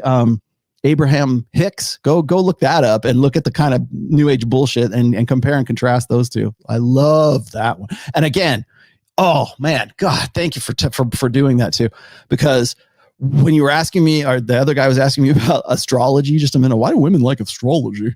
This is why, because it's emotionally satisfying. It's why do women like The Secret so much? Because it's emotionally satisfying, because it seems like it's some secret knowledge and it feels good to know that, because if you're the vulnerable sex and you have some sort of ace in the hole, I got a secret here that's, you can try to get me, mister, but I'm the goddess and I'm the oracle at Delphi and I know things you don't know, because I have feminine intuition and I'm a magical astral being. Yeah, well, you convince enough simps to do that, then maybe you believe it about yourself. Oh man. God, that was good. Thank you for that, Ishmaster. That was awesome. Amanda. The standard is dropping millions of simps. Yeah, well, simps are always going to be there. Simps have always been there, and they will always be there. They're just more exploitable now, I think. I saw this thing, I get accused of, and not just me, a lot of the guys that I hang out, we get accused of oh, you've got a really expensive program. You're doing Teachable. You're doing Kajabi classes. You're just there for the, what, 5-pound super chats. You're just doing all that for the money, man. It's and then I go and I see somebody who will tweet me something about this girl who's an OnlyFans dominatrix or something like that. And she is blatantly in your face saying, I'm going to go to Aruba because of my pay pigs. These simps suck. Huh? And all she does is abuse these guys. And the more she abuses, the more money, simp printing, money printing machine go brrr. That's what it is. But I'm the asshole, right? I'm the asshole for talking about that. I'm the asshole for trying to educate you guys. I'm the asshole for getting a €5. Is that a euro? I got to respond to a €5 chat here because I'm just all, give me the money. I talked about jealousy about your family member, siblings, daughter. Our instinct works in that context. How to prevent them from making bad choices. Once again, Sanji Mohammed. Who is in control of their own behavior? You or them? You can't control it. You're not, why? Why are you you can give people good advice. You can only do so much. You can only care for so long. You can only do so much until you go, you know what? And you know what? I've been the victim of this too, right? I don't mean victim, but I've been the subject of this too. Which is, you get to a point where people are trying to help you. And they're like, dude, I can't help you if you're not willing to learn. I can't help you if you can't. I can't give you my God's eye third person analysis of your situation if you're not going to listen to me. And as a parent, I deal with this all the time. And as an uncle, as a guy who young men seek for advice, I can give, I'm not a guy who gives advice. I'm a guy who just gives analysis And I had to, like, there was a time where I thought, well, I'm going to give these guys advice and hopefully they'll be able to change their lives and save their lives. There's a time where I really wanted to do that. And now I'm kind of like, I'll give you analysis. I don't do counseling. I don't do coaching. I'm not a psychologist. I never have been. I've never claimed that I was. I have a background in behavioral psychology. All right. I'm not a doctor. I don't even have a master's in it. Okay. I just have a BA and I've got a BFA in fine art. Those are my two degrees. Okay. Don't come to me if you really need some sort of like clinical help. There's better people to talk to than me. I give you analysis. I can put on my red pill lens and you go, Rollo, look at this problem. And I'm like, okay, I'll put on my red pill lens and I'll look at your problem. Like, I'll give you the analysis. I'll see what I think you're doing wrong. I'll tell you what I think as a result of the research and the things that I've studied, either, as a passion or an interest or whatever over the course of, like, say, 20 years being in the manosphere. I'm happy to do that for you. If you want to call that counseling, then fine, we'll call it counseling. I don't know what else to call it, but I call it analysis. But I can't make you do anything. All right. How do you prevent them from making bad choices? Well, you know what? Sometimes bad choices are what gives us wisdom. That's how we get intelligence. Like, what is it? Experience. What is it? Experience grows from bad choices. Right. And then so you understand, sometimes you got to touch the hot stove and you go, oh, I'm not going to touch that again. That was a bad choice. Fortunately survived. Now you're a better person. The only failure is if you fail to learn that from that experience. And women make two men into beta males. Do they want to make them into? No, they don't. Women do not want to make men into beta males. They want guys who are already beta males to just leave them the fuck alone. That's what they want. They want you to stay. They want you to know, first off, that you're a beta chump. They want you to know that you're not worth their time. I mean, hell, we just talked to Danica Patrick a minute ago. She's worth her weight in gold. You have to climb the mountain to the top of the Tibetan mountain to deal with to get to a girl that is as astronomically a celestial being, as Danica. Sorry, celestial being like Danica Patrick, right? If you're a beta male, she doesn't care. She's not trying to make you into anything. She needs you to make yourself into that. She wants a man who just gets it. And it's too late for her to get that guy because she's 38 years old. And the guys who would get it, they don't have anything to do with her. She's not worth their while. Aaron Rodgers didn't want to deal with that shit. What makes you think any other guy does? You had him. You had the guy. And he's like, good. I'm good. I'm going to get with this little pudgy little, 6 over here because she's a better prospect than you. But the women don't make men into beta males. Men make themselves into beta males. Men are happy to sort of keep themselves in ignorance because again, would you rather be happy or would you rather be right?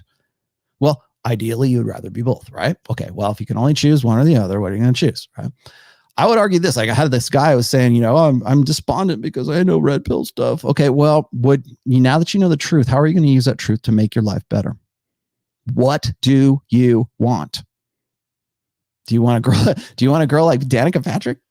Or do you want a girl who, like, a lot of guys will say, well, what does that mean, Rollo? Do I have to get with a girl who's beneath me in sexual market value? No, not necessarily. Perceptually, she's got to believe that you are higher value than she is. Whether that's true or not, it's kind of irrelevant, but that's got to be the perception. And maybe it's not the current perception, but maybe later on down the road, it becomes, because she's 38 and she's looking for this astronomically high value guy that is never going to come down the mountain for her.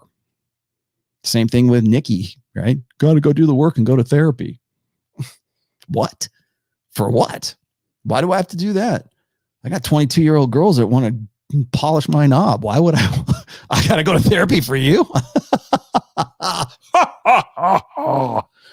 No. Because at some point, assuming you are red pill, assuming you are aware of the game, assuming you have this knowledge, right? Assuming you know you're even if you're just like, you're halfway there, you're better off than 90% of the guys who aren't.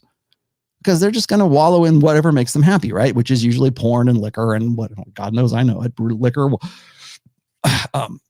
whatever else, right? Whatever sedates these guys, simping, OnlyFans, prostitution, sex work, whatever. They're going to happily sedate themselves, and you're ahead of the game because you see what's going on. Okay, great. You know what? Now your biggest failure is not that you couldn't figure it out. It's you figured it out and you didn't do anything with it. You didn't figure out what it is that you want to do. Here we have 38-year-old Danica Patrick saying, I know what I don't want. Too late. Well, guess what? You're a guy, so you got a lot longer to say, I know what I don't want. You get to decide what it is that you want to do. And at some point, assuming you maximize your potential, assuming you use the red pill knowledge that you have to your best advantage in whatever circumstances you are in, as long as you do that, you're going to be better off and you're going to enjoy more sexual selectivity than most women will over the course of a lifetime. Women enjoy sexual selectivity, their peak years anyways, right around, say, 22, 23 years old. Now, guys are going to go, well, they can always just spread their legs and get whatever they want. Danica Patrick can do that. Why isn't she doing that? Nikki Glaser can certainly do that. Why is Nikki Glaser, of all people, Glaser, I hope I'm saying that right. Why is she still single? She's good looking enough. I'd do her. You know, I mean, she's a good looking girl, right? She's annoying as fuck. And she's unfunny. And she has her software has been corrupted big time, but she could go to a club and people who recognize her and might even laugh at her lame jokes. She could spread her legs for any dude, but she's not. Danica Patrick, she's on what? Good Morning America? What the hell? Whatever this was. She could, even at 38, people know who she is. I mean, celebrity alone, as crazy as she is, there might be some guy who dump a load in her, but she's not. She doesn't want that. I know what I don't want. Okay, well, what is that? Beta male chumps. That's probably what she would say if she were going to be honest about things.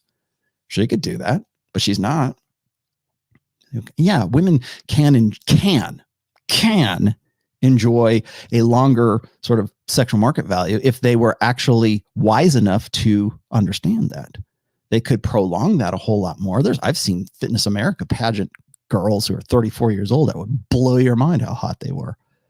Aubrey Huff. I've seen chicks that are just smoking ass hot in their mid 30s, but it's not the hotness. It's the software, man. It's the firmware and the software, but it's mostly the software. Is it corrupt? Is the software corrupted in the chick? For most women, the answer is yes. Last but not least, God, who else is hitting me up here?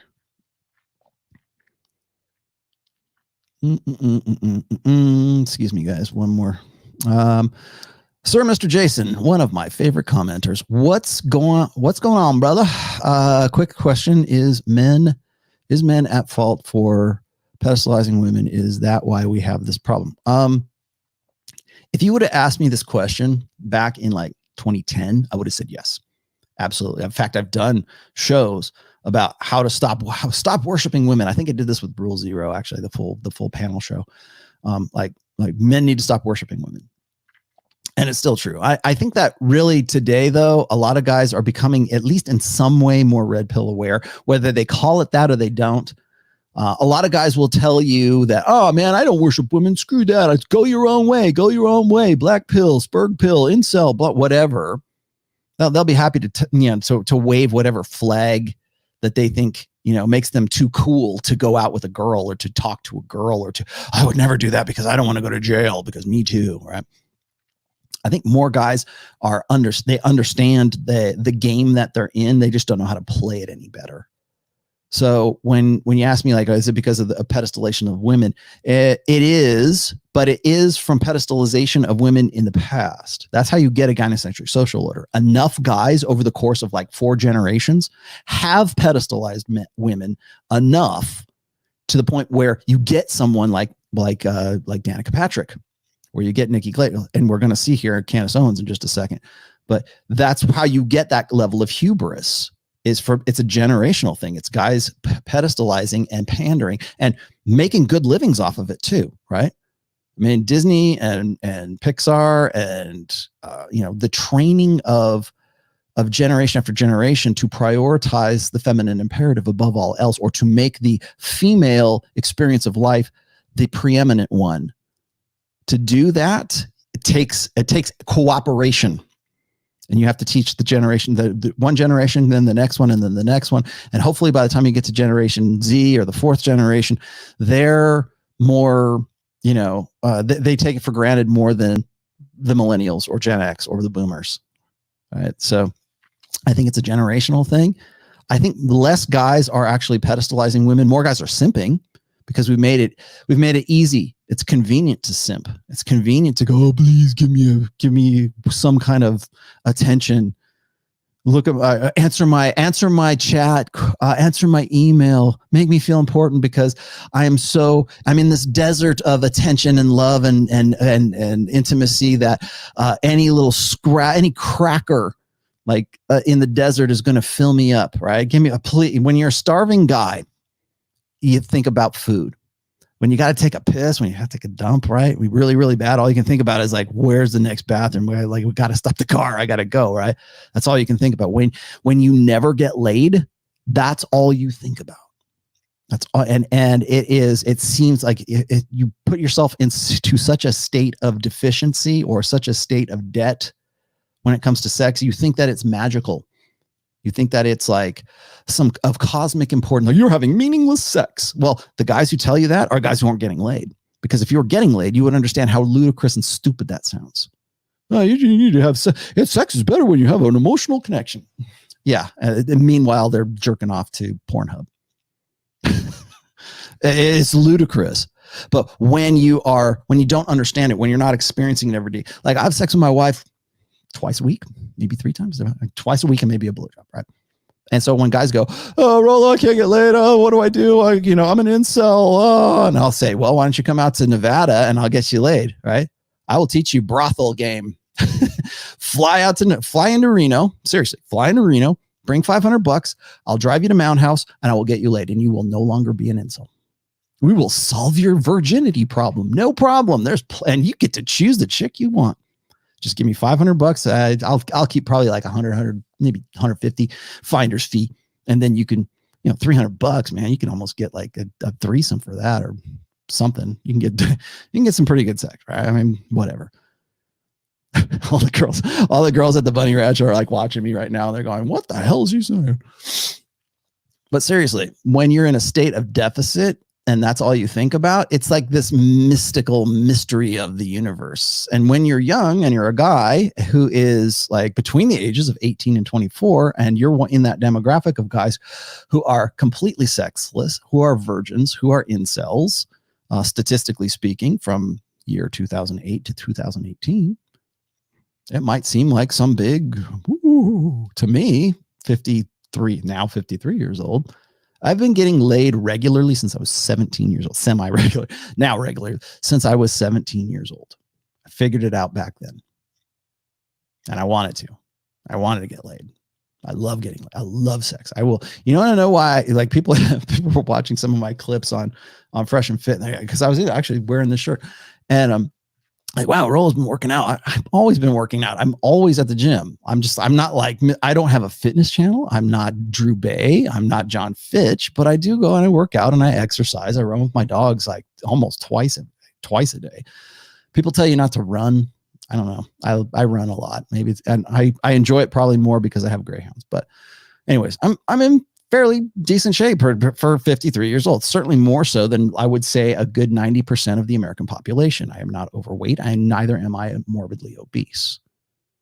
And so when people go, oh, looks like Rollo's been working out, and it's like, well, yeah, because I don't want to let myself get out of shape because I enjoy sex so much that I don't want to be a fat ass when I'm having sex with my wife.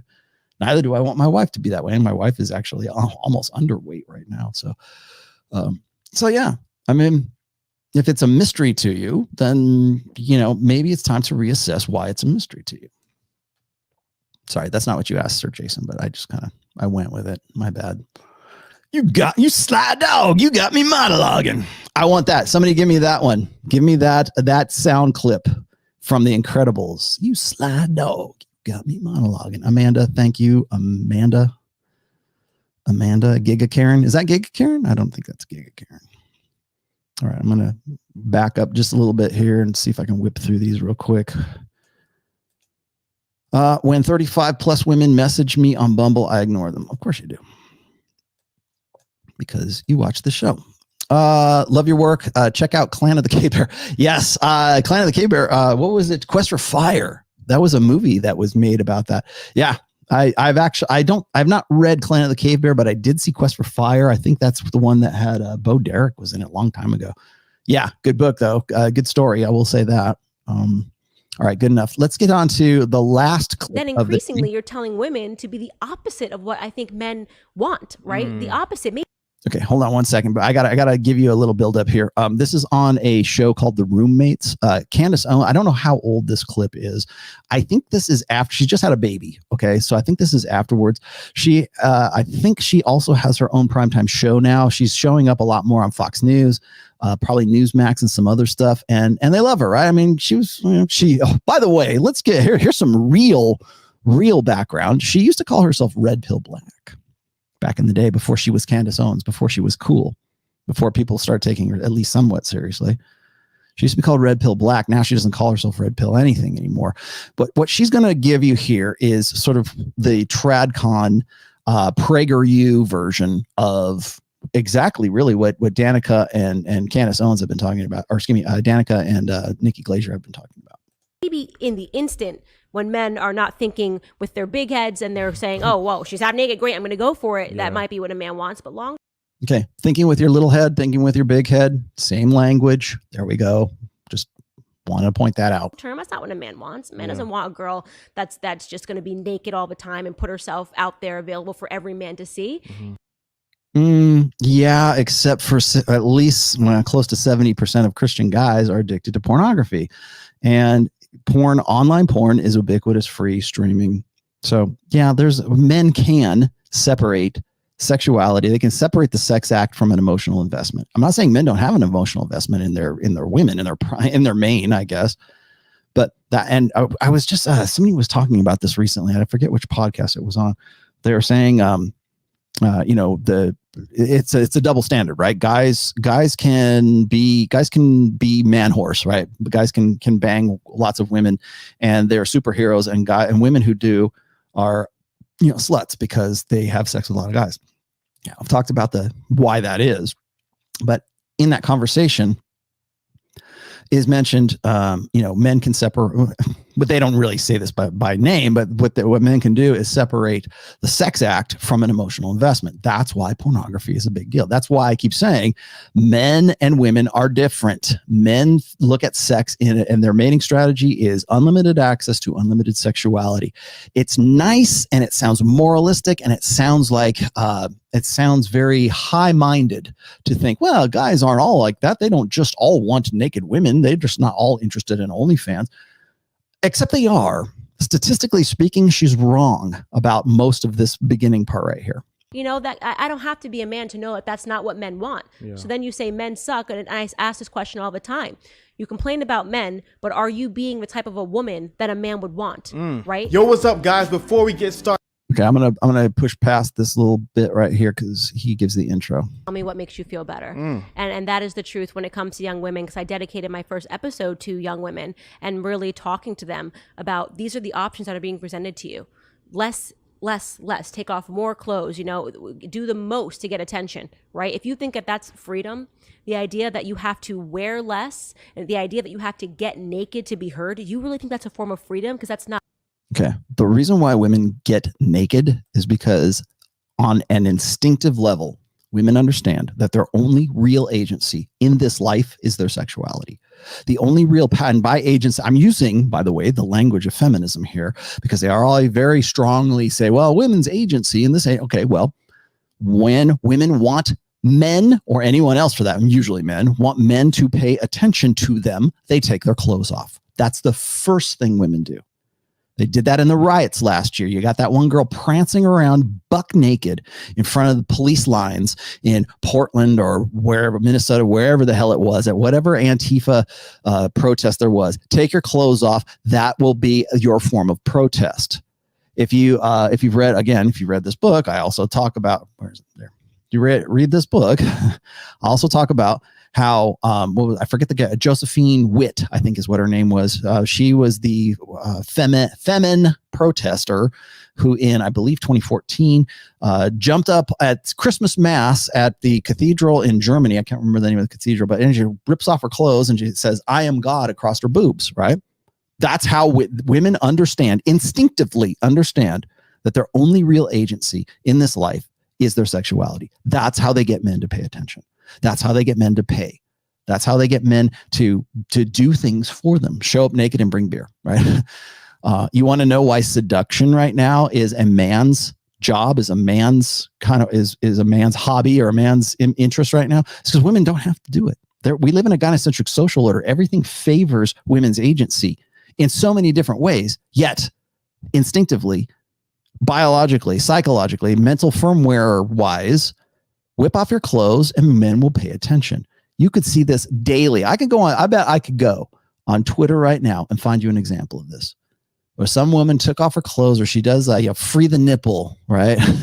Whatever it is. The women's form of protest, women's form of getting attention, women's form of agency is always, the default is always take my clothes off and men will watch. Men will pay attention to what I have to say. Remember I told you guys about how women prefer a covert form of communication. The only time women default or come over into like an overt form of communication is when they have reached their wits' end, when they're exasperated, when they're exhausted, when there is a need for men to understand what it is they're saying in no uncertain terms. And usually that begins with women taking their clothes off. That's slavery. That's bondage. I didn't have to take off my clothes to be heard in society. And these women will realize that when you follow these people, that you didn't have to, because she's arguably a good looking girl, right? I mean, she's good looking enough to have a baby and be in the limelight. Okay. She's not fat, put it that way. You can say whatever you want to about Candice, but she's, semi-attractive. Let's just say she didn't have to take her clothes off. She didn't have to be in OnlyFans or anything like that to get anyone's attention, because at least she's clever. I'll give her that. At least she's clever enough to have to sort of do an end run around that. Are self-imposed feminists. I'm a feminist. I do this. I'm a feminist. You hear that word over and over and over again. You'll find that the majority of them are miserable. Look at their lives and ask yourself a question. Do you think they are happy? Do you feel good when you do what they do? Right? When you're constantly looking for a dopamine hit from social media because you took your clothes off and you want somebody in your comments, a thirst trap with your ass out, right? And you want someone in your comments going, "Oh, slay bae, you slayed the day, bae."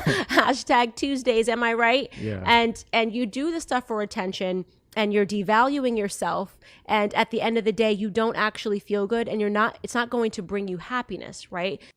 I would argue that these women are not looking for happiness.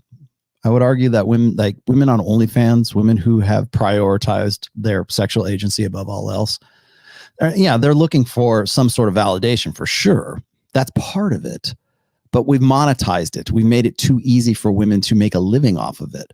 So it's very similar to like guys getting into sort of like becoming an influencer or becoming a YouTuber or becoming a writer or getting into sort of niche marketing, whatever. You get to the like Tim Pool's a good example of this. Tim Pool can't stop. He can't stop doing what he's doing. I don't think Tim Pool can even take vacations right now, because the moment he takes a week off is a moment that his competition catches up and laps him, right? And so when you are making your money, when you are making more money from OnlyFans than you would ever make in whatever it is that you studied for, even if you studied in a STEM field. I see stories all the time about these women who were doctors, surgeons, in some cases police detectives or lieutenants or whatever, women who had what we would otherwise say are, good jobs in normal civilized society. They're making money way more money showing off their ass on OnlyFans than they were at what they studied for, at what they can pay off their student loans with the money that they make off of OnlyFans for a degree that they'll never use, or that they were using, but they couldn't possibly pay off those student loans as a result of that. Show my ass off, be sexy, get my pay pegs and my simps to throw down the money, and we're good to go.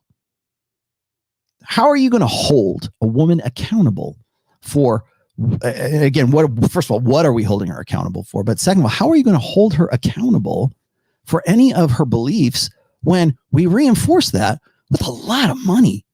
With money that we said, we tell women, go to college, do this. Where here's your Title IX, here's your government stipends, here's your Pell Grant, here's all. But just because you have a vagina, we're going to give you all of this special dispensation because we need more women astronauts and we need more women surgeons and we need more women in this and whatever. And you get to that point, and women follow along with that. Maybe they go through the academic thing.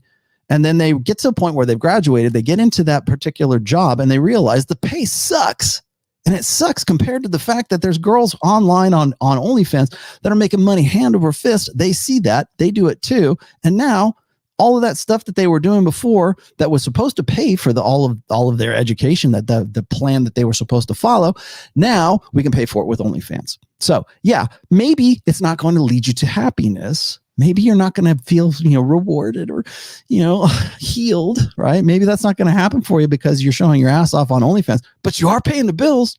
And once you start paying the bills, you can't stop. We've made every woman a stripper. And when we one of the things that, and I know this because I've dated like 4 strippers in my past, when you get into dating a stripper, if you know, like maybe I'm dating myself here, but when you know women who are strippers, the money is what keeps them going. That's why they stay in it for so long. That's why they get addicted to cocaine, right? That's why they get addicted, because it's too much, too young, too fast. They suddenly, you're a young girl, you just show off your ass. You're not in porn. You're just stripping on a pole, right? So you make money and make money and make money, but you get into it so much that your lifestyle depends on you making that same amount of money. And so your lifestyle is funded by you being a stripper on the pole. Same thing with OnlyFans. Your lifestyle, it's called lifestyle creep. Thank you very much, Josh Fluke. It's lifestyle creep. Suddenly you've gone from the job you were trained for and that you went to school for. Suddenly you've gone from that to being a stripper, and you don't even have to leave the comfort of your own home. That's all you got to do. You got pay pigs, you got your simps and everybody else throwing money at you. And you don't even really have to you don't have to be all that sexual in some cases. And you're probably making more money than you were at the job that you trained for or the job that you went to school for. And I'm being optimistic here. I'm talking about jobs like being a nurse, being a surgeon. You're going to make more money. If a girl who's good looking and really kind of, develops herself online as an OnlyFans chick, she's going to make way more money than a nurse, certainly in this town. She's going to make way more money than a doctor. We see those stories all the time. Or a police. You get into police work, right? No, you get into OnlyFans, and suddenly now you paid the bills. Suddenly your student loans have disappeared, and now you've got a lifestyle that you have to keep supporting if you want to keep living it. Or you got to marry a rich guy who's going to support you in the same fashion. But the women don't want to do that because they don't want to be beholden to that guy. Their potential to make more money while they're hot, young, and fun and sexy, or maybe even old in some cases, is potentially more than what they would get from the guy. So yeah, of course they were. Of course they want this. And they will make up any ideology, any belief set that will sustain that because their lifestyle depends on that. How do you hold that woman accountable? How is she not going to go on some show and go and be like dumbfounded at 19 or 38 years old when you tell her that there's going to be consequences for your actions? Like, what consequences? Show me these consequences of which you speak. There are no consequences for her. She's just getting paid hand over fist, right? But as long as she's good looking and she plays the game right, and she can't quit. She can't take a vacation because the minute she does, then she slips from being the 0.1% earner to being the 0.4% earner on OnlyFans. So yeah, you can get guys sliding in your DM. You can get guys telling you look good. You can get guys that want to sleep with you. How many of these people actually get guys that want to stay with you, right? Or not in some. Who cares? And I'm not saying that as like, I'm not a MGTOW, and I'm not saying this from a black pill perspective. I'm saying this from a woman's perspective. Who cares? Why would a woman care at that point? Man, yeah, maybe she wants an emotional investment. Maybe she wants a guy, but she wants the guy who's like, she doesn't need you. If she's a successful OnlyFans girl, she doesn't need you for support. She doesn't need you she's probably making way more money than you are. And you're still trying to figure out what to do with yourself because you're one of these purposeless lost boys. But even if you're not, even if you learn to trade, you're making money doing whatever it is that you're doing, even if that, who cares? She doesn't care. You think she cares about that? Somebody else's DM. The same way that you found him is the same way he's going to find somebody else, because we are increasingly becoming a part of a society that's ADHD. You want to know why our grandparents stayed together? Because they weren't looking at ass cheeks all day on Instagram and refreshing it and going, oh, well, that girl looks younger, that girl looks better, that girl's face tuned, and I think that is what these young women that they're following are telling them. You've got 13-year-olds getting lip injections, right? Because they want to look like Kylie Jenner. Again, not a shot to Kylie Jenner, but what society have we created that ever made Kylie Jenner feel like she had to go out and buy those lips, that she had to contour her entire face and change her entire body? She was already a beautiful little girl. So the society is ill. It's not normal, right? Don't let these people convince you that that's normal. That's cancer, and that cancer will become contagious to you if you accept that. You don't. Okay. She's making the mistake of social constructionism, I should say, as the source of all this. The society is corrupt. The society is wrong. Whenever you, once again, I said this on I said this on the last 2, I think, episodes. Anytime somebody says society teaches men X, society is corrupt and it teaches X, society, blah, blah, blah, insert whatever foible or whoever you want to blame. And when you say society, what you're doing is you're acknowledging social constructionism as the source of the problem, not the people, not the impetus, not the incentives. Remember, society happens because of people, not the other way around. Okay. We have families and we have families, we have society, we have civilization as a result of what we are as human beings, as our biological imperatives. OnlyFans would not exist if men did not get off on it. Pornography would not be 4K streaming free and ubiquitous if men's innate mating strategy wasn't unlimited access to unlimited sexuality. I'm not saying it's right or it's wrong. I'm just saying that society, that nebulous society, is downstream from human biology, from human nature, from humans' existence and experience on this planet. So while I'm not saying that it's not all nature, it's not all nurture, when you say society teaches boys that they shouldn't cry, when I hear that, I go bullshit, because it's because of men's processing of emotion differently than women's, and your expectations that good men, good humans, the ideal man is more like a woman. Yeah, maybe society is teaching that, but it's also in women's best interest that they teach guys who are beta males to stay beta males, while as alpha male guys are the guys that they want to have access to and they're going to compete for, which become fewer and fewer, of course. And whenever somebody says society this, always understand that you are hearing the voice of social constructionism whenever you get that, even from TradCons. Follow better role models. It seems to me a lot of women, when they hear conservative values, the trigger to them, and I could be wrong, the trigger to them, it seems as, bondage, go back in the kitchen, shut up and just, just be a slave to your husband.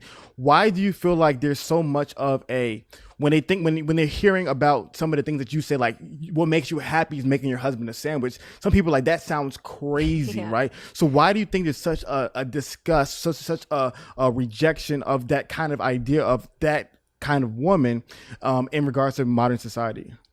Okay, so again, the language is the same. Even this guy, trying to be as measured as he possibly can. Why is it that society, and when we say society, remember, we're talking social constructionism, but we're also talking gynocentrism, because the predominant Western society today prioritizes women's experience above men's experience. That is why a woman in any way being subservient, right? And that's their language, not my language. Being subservient, being submissive sounds like slavery. It sounds like the Hebrews of old. Let my people go. They don't want to go back into bondage in Egypt. They want to stay free, right? And so as long as that has been a narrative, and it's been a narrative since the early 70s, same language, Gloria Steinem used, same language the 70s militant feminists use, exactly the same. Not even changing a word or certainly the same ideas, the same, idea of slavery, submission is slavery kind of thing, because we're supposed to live as equals, right?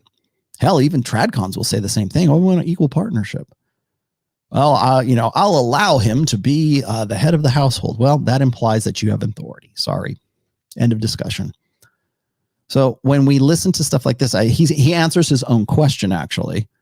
The reason why is because we still cling to those ideas. The reason why women get upset about that is because they have been generationally conditioned to see it as slavery, to see it as if you've read any of my books, I think certainly I put this in the last two, is that feminism, the strong independent woman narrative and feminism itself have a prime directive. And that directive is this: never do anything for the express pleasure of a man. That's the directive of feminism.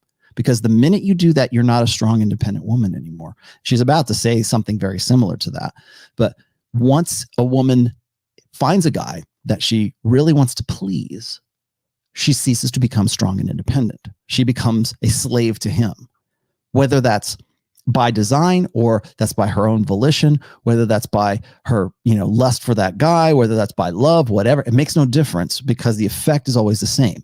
She's no longer strong and independent because she wants to do something for his express pleasure. And as we've seen, as I showed you just a minute ago in Danica Patrick's thing, is he has a lot of work to do if he wants a girl like me. I don't have to do anything for him. He has to do everything for me. Same thing with Nikki Glaser. I don't have to do anything for him. He has to go to therapy if he wants to get with a girl like me. Women have standards. Men are not allowed to have standards. There it is, black and white. Because we're being brainwashed via the education system. Okay.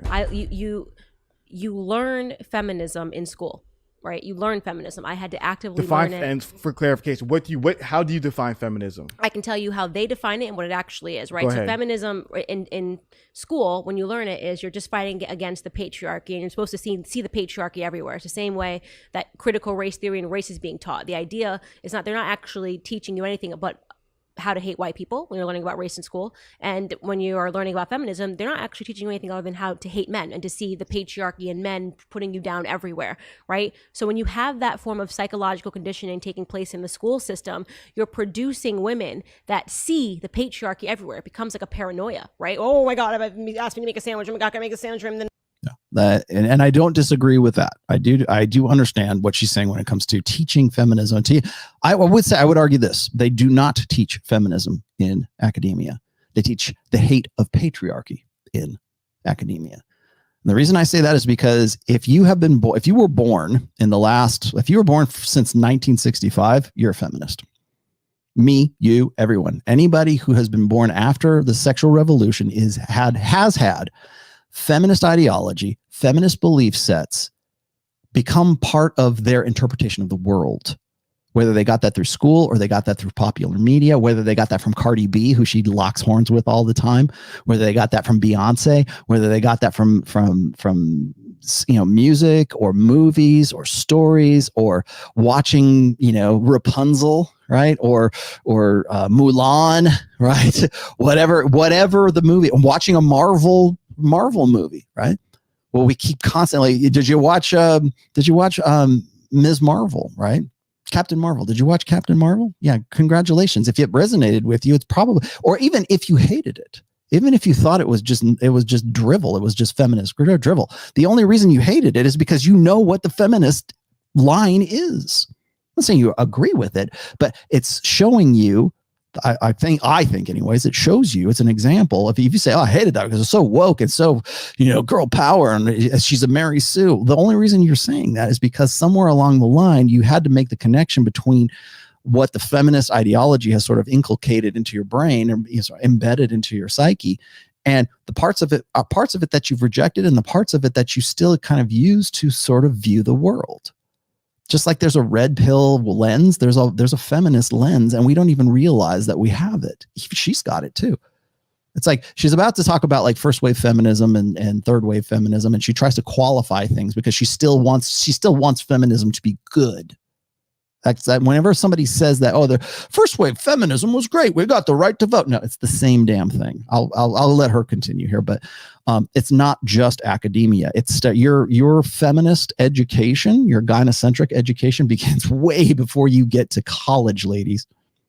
That's it. I'm trapped. And they're actually not realizing that there actually was an incentive behind you even being taught that. You've never actually lived the life of making a husband a sandwich, and they think that's going to send you back and suddenly you're going to lose your voting rights and you're not going to be able to go get work. You know, there was a time when there was a need for feminism, first wave feminism, right? But first wave feminists would want nothing to do with third wave feminists, which is where we're at today. Wrong. Categorically wrong.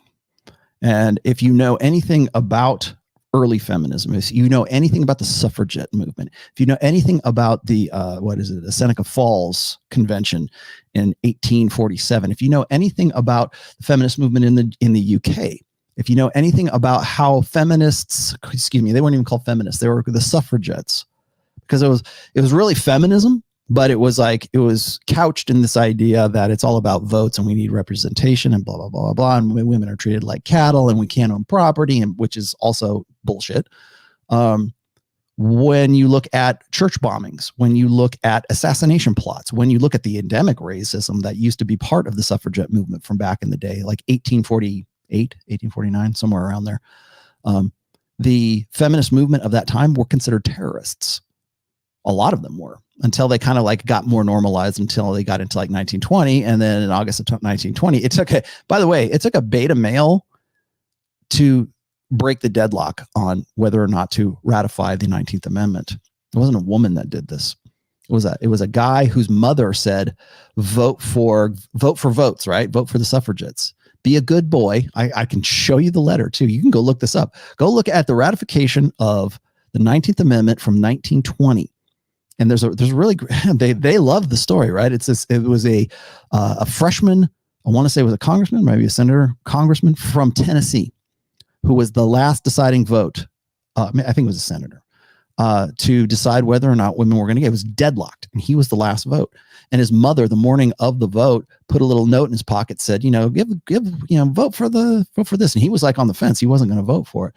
He got that thing from his mom. He was chump enough to listen to mommy. And therefore the 19th Amendment had been ratified as a result of that. It wasn't because the suffragettes were making a better case for it. It wasn't because of noble first wave feminism who would totally disagree with these militant feminists of today. No, actually, they would say, you're not doing enough.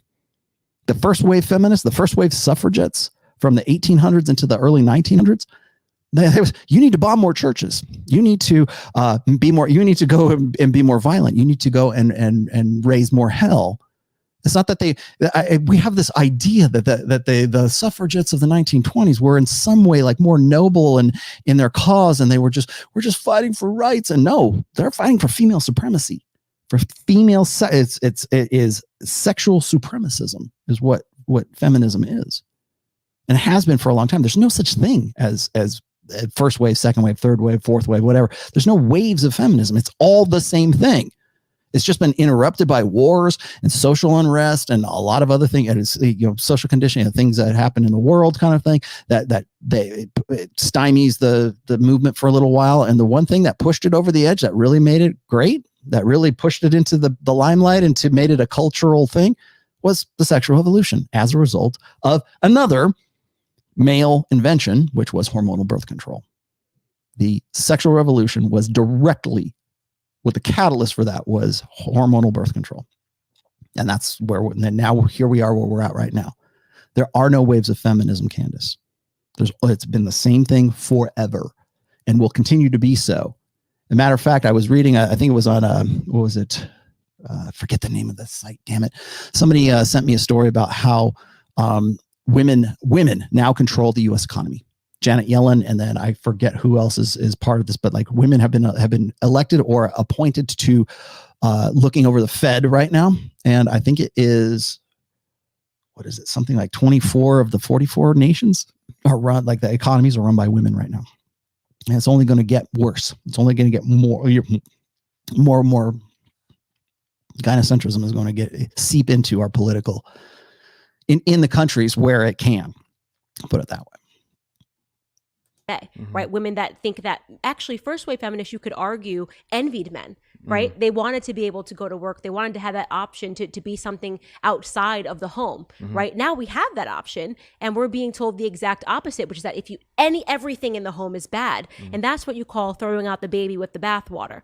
There are some really amazing things. I think the best things that come from being at home. Sometimes I think we got the bad end of the deal, right? I'm like, wait, we got to stay at home and do nothing and spend our husband's money, and somebody complained?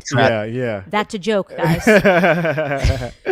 That's a joke. But no, that and to me, I think that's the part where, you know, I've unfortunately seen that happen so much in society, that there's such a mischaracterization to me of what people think as stay-at-home mothers and traditional women. There's such a mischaracterization, like these women were prisoners, right? You know, and so whereas, like you said, I think first wave feminism wanted women to have a choice, but then third wave, the choice is gone. You must choose what we want for exactly you, right? What we want is you need to be top 40 Forbes company, a corporation. If you don't have that, then you somehow failed. And I'm like, that is so backwards and so wrong.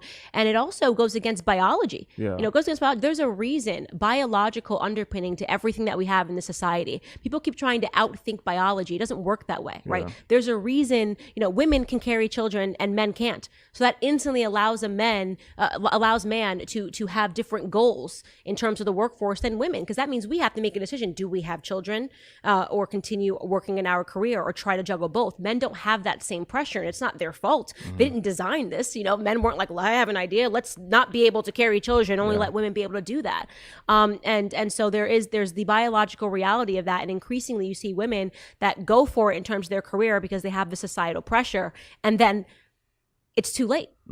And then they realize, wow, this job is not making me happy. But my gosh, can I just tell you as a new mom what you feel like when your son smiles at you? Like, you know, when your baby looks up at you, there's no greater feeling of accomplishment. Like there is none. I have accomplished a lot in my life in terms of my career. And I can tell you there is nothing that satisfies me more than just my baby smiling at me. And Do you think that she would give up her career for the baby smiling at you? Do you think that, because the reason I brought this in as a clip to talk about today is because she's the kind of, I think she tries to bill herself as this, is she's the woman that has it all, right? She's got her career. She talks, she does whatever the hell she wants. She's got her, I think the guy is British, British husband who's probably at home being a very good house husband. More than likely, I would let's see, maybe I'm going out on a limb here, but I would bet that she makes a far greater amount of money than her husband does. And the fact that she has this kid, and the fact that she's very happy with, and I'm not taking anything away from that. Yes, she's right. It's great to have a kid, right? But my question is this: is that she represents the end. She represents what I think someone like Nikki Glaser would like to have. Someone like Danica Patrick would like to have. They just can't find. They haven't got to the point where they had to settle on a guy, had to at least decide that this is the love of their life, and this is what they were going to do till death do us part. And this is it's satisfying the hypergamous equation. Is this guy the best that I can do? Is this guy my Prince Charming? Is he the guy that is going to rock my world? Is this the guy whose babies I want to have? Because what happens is, like, I don't know this. Like, people were asking me this. What was it? Lil Roy says this: I'd pay money to see you and Candice have a chat on your show. I would love to do that. In fact, I've reached out, not to her personally, but she's got a handler who actually follows me, and I can't remember her name. She's an Asian girl who's like, I think is her PR girl or something. And she follows me. She follows Cernovich. She follows a lot of like the conservative guys. Why she follows me, I don't know how that happened, but I've laid it out there and said, hey, you know what? I'll be happy to go. This was when she was on PragerU. And I said, if you ever want to talk, I'll be happy to do it. But she won't have that conversation with me, because I don't think she won't have that conversation. She won't have a conversation with me for the same reason Joe Rogan won't, because I'm too hot for Joe Rogan. I'm too hot for her as well. And I don't mean that in like, oh, I'm so hot. I mean that I would ask questions or I would have a discussion with her that would not be kosher with her employers, with the people who actually give her a platform. It used to be PragerU. I think now it's probably Fox News or Newsmax or wherever her new show is at. It's the same way with Joe Rogan. Joe Rogan, just had they were just talking about how Spotify has removed 42 of his old shows because employees were concerned, or they were concerned about employees walking out if they didn't do that, which I think is nonsense. If they had $100 million to give to Joe Rogan, do they really care about a handful of employees who are going to walk out because they're upset about these episodes? I don't think so. What that's saying to me is that Spotify is willing to pay $100 million to remove those episodes, and to control Joe Rogan's conversations, and to control, at least even if they're not directly trying to say, Joe, you can't talk about this. They're not doing that. But by removing those shows, they are tacitly saying the same thing. And that message is that it is worth $100 million to us to control the woke narrative. That's what it comes down to.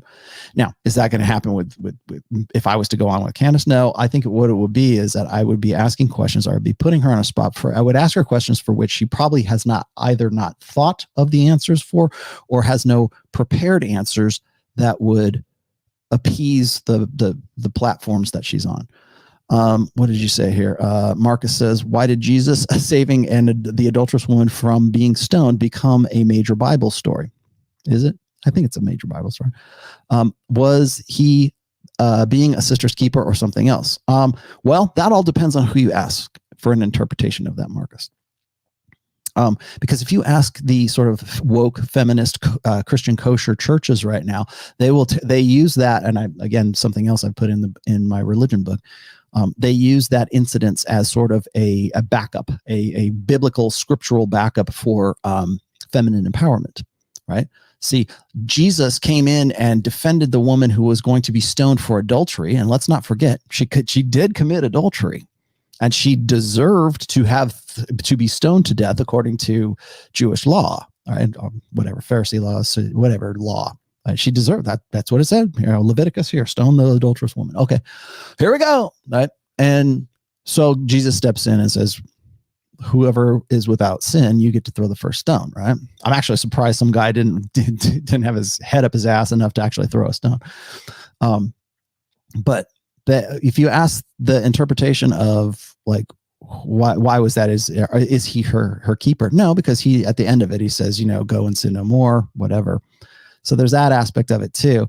I've argued this is that if Jesus came back today and he was going from church to church to church, women would find some way, like the feminist churches, the feminized churches of today would find some way to Me Too Jesus Christ. He would be in some way judgmental. He would be in some way rebuking of them. He would be in some way, like even like you said, the sister's keeper, just for, what was it? The woman at the well, right? I know that you have, I know that the man that you're with right now is not your husband. And I know you've had like 10 guys before. Like basically Jesus is enumerating the woman at the what was it? The Samaritan woman at the well is basically enumerating all of her sins for her, laying it out for her and saying, you know what, here's your notch count, baby. It's 10. I'm Jesus Christ. I'm God. And I know these things. The fact that he would do that sounds judgmental. Oh my God. How would you know such a thing? And how dare you, how dare a woman's sexual past shouldn't make any difference? Like, how many times have I heard that thrown at me? Right. Imagine Jesus Christ saying, woman, you've been with 10 guys, and the guy that you're with right now is not your husband either. And you want some living water? Okay, I'll give it to you, but let's call a spade here. Okay. You've got a body count of 10. How dare this man tell me these things about myself, everything I ever did? Yeah, that's funny. Like when I think about that, when I was reading that story, when I was doing the prep work for this book, I was like, what would women today think of that? Back then, it's like, oh wow, this guy's a miracle worker. He told me all this stuff that I never told anybody, and he knew all of it. Could he have picked it up from people around town? Maybe, I don't know. But fact of the matter is that women would have a far different reaction to it today than they would have back in biblical times. What else is there? To catch up with you guys right quick because I got a bunch of reds in here. What do I think of Margaret Thatcher? I think Margaret Thatcher was a man in a woman's body. well, doesn't that make her a great leader? Well, you could say that. People at the time, the people like it's funny because people ask me about, well, what about Margaret Thatcher as a leader? She wasn't Winston Churchill, let's put it that way. And the second thing is she really had to sort of like earn her chops remember, she was a housewife before she became Margaret Thatcher. People always say that, well, if you always say that women's only agency is their sexuality. Yeah, well, then what about Margaret Thatcher? Well, Margaret Thatcher lived a whole different life before she got into politics. So you have to look at the history of Margaret Thatcher. So I don't know. Maybe she's more masculinized. Who knows? I saw your question on Fresh and Fit with Joker. I think understand his position, but I wonder your thoughts. I'll be happy to tell you my thoughts here in just half a second. Actually, you know what? I think I'm about done with this anyway. So let me pull that out. I just wanted to throw that out there because what Candice Owens represents is, at least now anyways, is sort of this culmination of what you could like, you know how back in the 70s, again, you can have it all, baby. You've come a long way, baby. You can have it all. You can't have it all. In fact, she even says you can't have it all. It's like there's biological differences. There's things that women can do and women can't do, and things that men can do and women can't do, right? Men have a much longer shelf life, potentially longer shelf life when it comes to their sexual market value if they maximize their potential. Women do not. When a woman has a baby and she's a single mother, that is a deficit to her. For a man, it may, I'm not saying it is, but I've asked this question before. If a man is a single father, maybe he's a widower and he's got a kid. I asked John Fitch this too. I said, does that in any way, like, because John Fitch has he's divorced and he's got 2 boys and they're young boys. I think one of them's like 9, one of them's like 12. So I can't remember. Sorry, John, I'm butchering it here for you. I asked him, I said, is that a disadvantage for you? He said, no, if anything, it's an advantage because it is sort of proof of concept. Like, I'm good with parental investment. I'm good enough that a woman decided to have not 1, but 2 children with me. And I get them on the weekends, and this is what you're going to have to deal with. Now, if he's with a single woman who does not have any kids and she wants to step into that role, that is a romantic story, right? To jump into that. For a guy, it's completely different. If a woman has children by another man, now he is sacrificing his need for paternity. He's essentially sharing resources with another man's progeny. Well, that might be, oh, that's so great. It's so ethical and moral and so, so good that you can see past that. Well, the only reason we say that a guy who marries or gets involved with a single mother and then has a relationship with her, the only reason that that's remarkable is because people on an instinctive level know that it goes against men's biological imperative, which is to be 100% certain of your own paternity and to also not get cuckolded. That's men's innate existential fear, is to have a woman become pregnant, have her lie, try to cuckold you, tell you it's your baby, you believe it, and then at 18, when you get the birth test or the DNA test from 23andMe, you find out that it's not your kid. Ha! The jig is up. Gotcha, bitch. Gotcha. Well, if you already know that, and that's already on the table, the only reason we find that in any way remarkable or moral or good for a guy, noble for a guy to do that, is because they know on some instinctual level that most guys won't do that because it goes counter to everything in your evolutionary interests. To share resources with a woman who's already reproduced with another man, you are essentially ensuring the existence and ensuring the legacy of that guy at your own expense. And it may be in some cases, you don't even get to breed with that woman, depending on how it works out for you. It becomes like a mating strategy for beta males for sure, because they think like, well, if I take care of this alpha male, and by the way, this is a primate mating strategy too. If a beta male primate says, well, if I take care of the alpha's kids, then and I'm giving some sort of material benefit, some sort of resource benefit to the mother of this alpha's children, then maybe I'll be able to reproduce too. Whether that happens or not is kind of irrespective to the argument, but the fact is that what the guy is doing is he's like that beta male. There's nothing more beta male than taking care of another man's progeny. Sorry, Joe Rogan. Sorry, beta male guys. Sorry, guys who think you're very noble in taking care of other men's children. That's or adopting. At least when people ask me about that before. What about when you adopt? Well, okay, at least you know. at least you know what you're getting into, rather than being like outright cuckolded. So, let me hold on, Dan. Let me just finish up here because I'm almost done, anyways. The reason I put Candice Owens in this is because she represents what I think a lot of women think is the ideal outcome: to have it all, to be able to have the career, to have the guy, to have the baby, and still be on top of the world, still be going on podcasts and being interviewed and getting that attention. The attention that Candice was talking about in the beginning about OnlyFans and everything else, she's doing the same thing. She's just not showing her ass doing it. Attention is the coin of the realm in girl world. Another quote, by the way, from my first book. So when you hear other people talking about that was me. Thank you. But it is. I mean, attention is how women gauge, like, you know, how men have dominance hierarchies. Women have like attention hierarchies. And some attention is more valuable than others. It's like coins. That's why I call it the coin of the realm. It's like currency for women. So beta male, pay pig simps, that attention is maybe a penny or a nickel. But if they can get a really good, hot looking guy, that might be a $20 bill in attention. If their girlfriends say, "Oh, I can't believe you got this 20. I can't believe, oh, you're on a podcast. Oh, here's some attention bucks. Oh, you got with Aaron Rodgers, the MVP quarterback of the Green Bay Packers. Oh, here's $100 in attention bucks." Right? There's like sort of like varying denominations of attention for women.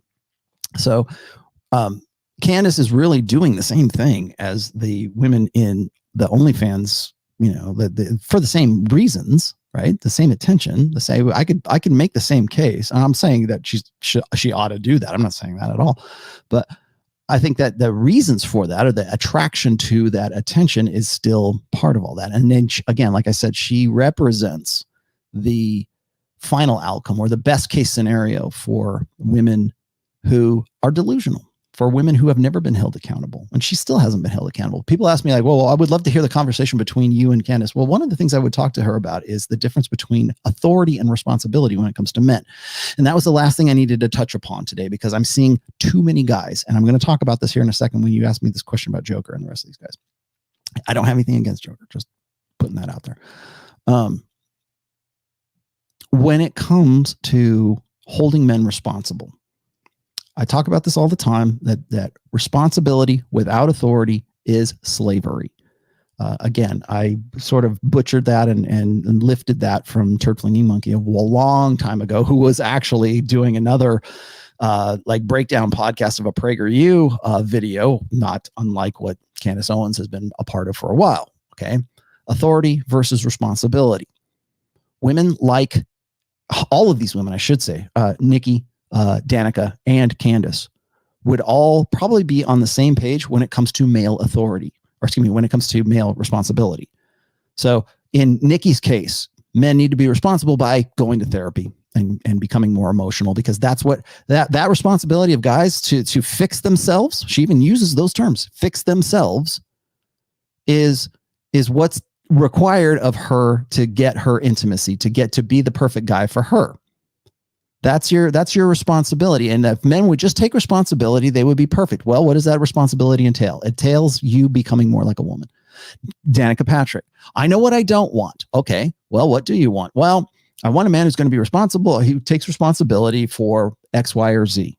There's never anything about authority. There's never about a default deference to male authority, because we are 4 generations removed from patriarchal, beneficent, right? Beneficial, idealized, let's say, male authority from patriarchy. All that's gone. She, in some way, Candice was talking about how, academia is so anti-patriarchy. Yeah, they are. And I don't see why they would even need to be 4 generations removed from the sexual revolution. The old boys clubs, the sexual exclusivity, the male spaces that let's say Danica Patrick invaded as the first NASCAR driver, in what we perceived as this evil male exclusionary, unilaterally controlling boys club. We're going to keep the women out of here. Yeah. Nobody's doing that. No one does that today, but we still think in those terms. That's old order thinking. That's 20th century thinking. And even in 1990 and 1980, that was nonsense. No one was trying to if anything, men were bending over backwards to find ways to include women into all male organizations, all male careers, and we've gotten to the point right now where women they don't want to give up the victimhood. They don't want to give up the idea that there's this fiendish patriarchy out there, rubbing their hands together, trying to figure out new ways to be more sexist and to society to do all that stuff. No, we teach our boys like they're defective girls. We teach them to be overly emotional. But yet we still think that we still buy into, or women in this case, buy into the idea that men are in some way just, stunted, retarded, clinically speaking, emotionally stunted humans because they can't think and they can't emote like women.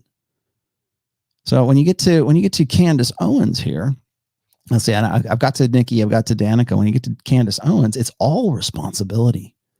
Men, the biggest problem with society today is we make men look like buffoons and idiots. At least you would agree with that. But my problem is this: is like, for all of that, you can talk till you blue in the face about how men need to be more responsible. You need more responsibility. If you were more responsible, I'd give you the manhood medal, right? Be responsible. Accountability for men is a huge thing, even in the manosphere, even in red pill. It's do the work. I mean, we just heard Nikki say, do the work. We just heard Danica Patrick do the work. And if I was to keep going here, you would see this. Candice Owens, certainly on PragerU, has said, well, men need to take more responsibility and they need to man up and we need more masculinity. That masculinity is defined by the responsibility that men are supposed to take. But never in the conversation does it enter male authority, deferring to male authority. Never does that happen. In fact, when she's talking about how women shouldn't see like a life of domesticity or childcare or being a mom or being a good cook or being a good mother or being a good wife, she wants to build that up and lift that up. But the thing is like the only reason why that seems incredible is because it would require a woman to defer to male authority. That's why you don't get that. You don't get the reason why women think it's slavery to do what she's doing. Like, she gets it all. She's the best case scenario. And women would still look at her and go, oh man, I wouldn't want to be beholden to a man. I wouldn't want to be making sandwiches. The reason why that's insulting to a gynocentric social order is because it implies deferring to male authority. And by default, right? By just like thinking about it. Remember what I was telling you guys about a minute ago about how if you were born after 1965-ish, you have feminist ideals. It didn't used to be that way. Your great-grandfather, well, probably in your great-grandfather probably didn't even think about things like this. He didn't need to. He knew what his responsibilities were in a patriarchal society that was at least aiming to be a more balanced system in a patriarchy than in gynocentrism, because men still had responsibility in patriarchy and they had authority. And the authority part of that is what they hate the most. Feminists will just tell every guy in the world, you need to be more responsible. What about the guys? What about men? What about us, right? What about you need to be more liable, accountable? That's why we have child support laws. That's why we have custody laws. That's why we have Duluth model feminism. That's why we have abortion laws. Men need to be more responsible. Whenever we talk about like reducing the rate of abortion, we don't talk about women, the overwhelming rate of women's elective abortions. We say, well, men should just keep their dicks in their pants. So suddenly it's your responsibility. That's what I'm talking about. It's an appeal to responsibility. The presumption is that, well, men have the authority because men have the dick. And men, if they had responsibility, they would keep it in their pants. A plus B equals C. It's not her choice. It's her body, her choice. And if I have a uterus, you stay the hell out of the Congress because I'm the one that gets to make the decision here, no matter what, unilaterally when it comes to human reproduction. But if you're going to complain about abortion, then it's men's fault because you should keep your dick in your pants. That's responsibility. So even feminism, like even the most foaming at the mouth, rabid feminist will still appeal to male responsibility. Just in the same way that a nice PragerU conservative TradCon woman will do the same thing, because that's the only solution they have for anything. It's not responsibility. It is authority. And men do not have that now. And we don't get it back without a fight, without struggling for it. You don't, there, no, a gynocentric social, gentlemen, a gynocentric social order is not going to give you authority. I hear this, I wrote this about this in the church. Like there was some sermons I was watching, and it was about how men need to man up and take authority or not take responsibility. And ladies, you need to let your man lead. Allow him to lead. Remember when Andrew Yang said, "Oh, my wife allowed me to run for president because of this one issue." Allowed. What does that imply? It tacitly implies that the authority is the woman, the wife, the person who is female in that relationship is the one who has the authority enough to, okay, I'll give you a little bit of authority. Here, just, I'll give you a little bit. Here you go. It'll make you feel better. You're really the head. Not patronization. No, authority is not, in any case, I don't say even in this case, but authority is never given. It's taken. You have to. There has to be some way to take back that authority. And right now, that's hard to do. Enough guys still think they're still locked into this idea that men need to be accountable and not women. That's why I said this. Like, are we our sister's keeper? A lot of guys will say that the reason that we're in the shit that we're in right now with OnlyFans and everything Candice was complaining about and everything you talked about in this whole episode, everything that you talked about today, that's all men's fault because we're willing to accept it. And in some ways, I understand that. I get it. The fact is, at what point do women have to actually take responsibility for the shit state of intersexual dynamics right now? At what stage?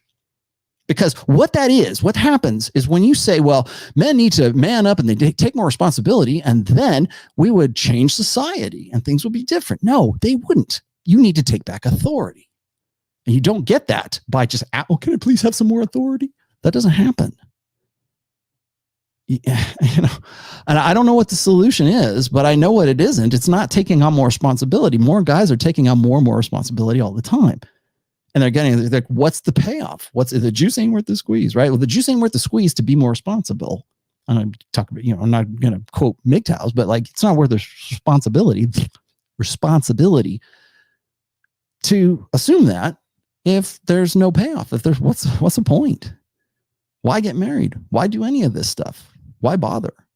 Who cares, right? Women are going to be the way that they're going to be, and I'm going to be the way I am. And well, the problem is that the system gets worse and worse and worse. And you're not going to get it. You guys, you're not going to get it by taking on more and more responsibility. You're not accountable. Like as I was telling Assange a little while ago, you're not going to, the only person whose behavior you can control is your own. So you can say, well, I'm not going to accept that. Well, great. They're going to keep doing the things they're going to do, and you're going to keep doing the things you're going to do. And never the twain shall meet. Fertility rates are going to go down and whatever. Right? All going to hell in a handbasket. So when somebody says, and again, the reason I brought this up is because you get guys who also in the manosphere, in the success porn industry, right? Guys, do the work. Take responsibility for yourself. We heard Nikki Glaser say exactly the same thing. Guys just need to do the work. Now, her definition is probably a whole lot different than, like, say, Rich Cooper's definition, for sure. But the responsibility is still there. Are you doing it because you want to be a better person as a man, or do you want to build yourself up and be the best version of yourself? Or are you doing it because Nikki Glaser says you need to be the work? Or Danica Patrick sitting at the top of the mountain going, you guys, you really need to, they're going to have their work cut out for them if they want to get with me. What? I'm not doing the work. Now that's it. That's what the payoff is. I'm sure shit not doing the work for that. So when you hear somebody who say, well, if men would just stop this infighting and would stop this, take accountability and we're our sister's keeper. That's essentially what they're saying. Is any guy who's saying, any guy or woman for that matter, is who's saying you need to take more responsibility if you want to change this female gynocentric society, it's all dependent on you tolerating this kind of stuff, and it's all dependent on you, manning up. It's just the same man up narrative that women have been using for a long time. It's the same man up narrative that feminists will use when they say keep your dick in your pants. It's exactly the same thing. So when a woman says, "Oh, abortion would be solved if guys weren't just such horn dogs," right? Even Candice said that in the beginning of her video there.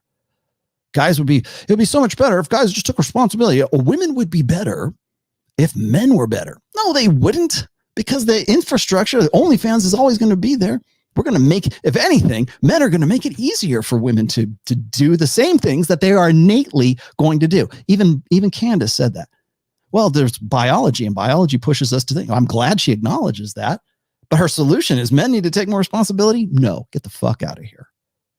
It's not about responsibility anymore. It's not about men being better men to change the system anymore. Women have to be made to understand that they are causing a lot of this. And you don't get that because men aren't allowed to have standards and men aren't allowed to be judgmental. That's why I keep saying, men need to be more judgmental. And I'm not saying, you got to pound down your daughters.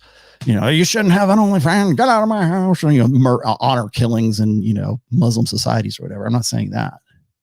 I'm just saying you need to be fearless enough with women to confront them and say, this is what's going to happen. I know it makes you feel good to believe that the party's never going to end, but the party's going to end. And you're going to end up like Nikki Glaser. You're going to end up like Danica Patrick. You're going to end up like Kate Bollock, right? You're going to end up like this. And even Candice Owens, who seemingly has it all, who finally, she won the lottery. She won the woman lottery because she thinks different. Well, yeah, but she's still saying the same solution to, the battle of the sexes or whatever, to a gynocentric social order is men need to take more responsibility. No, women need to take more responsibility. Women need to be more accountable. And maybe that's impossible. Maybe it is because women prioritize emotion before reason.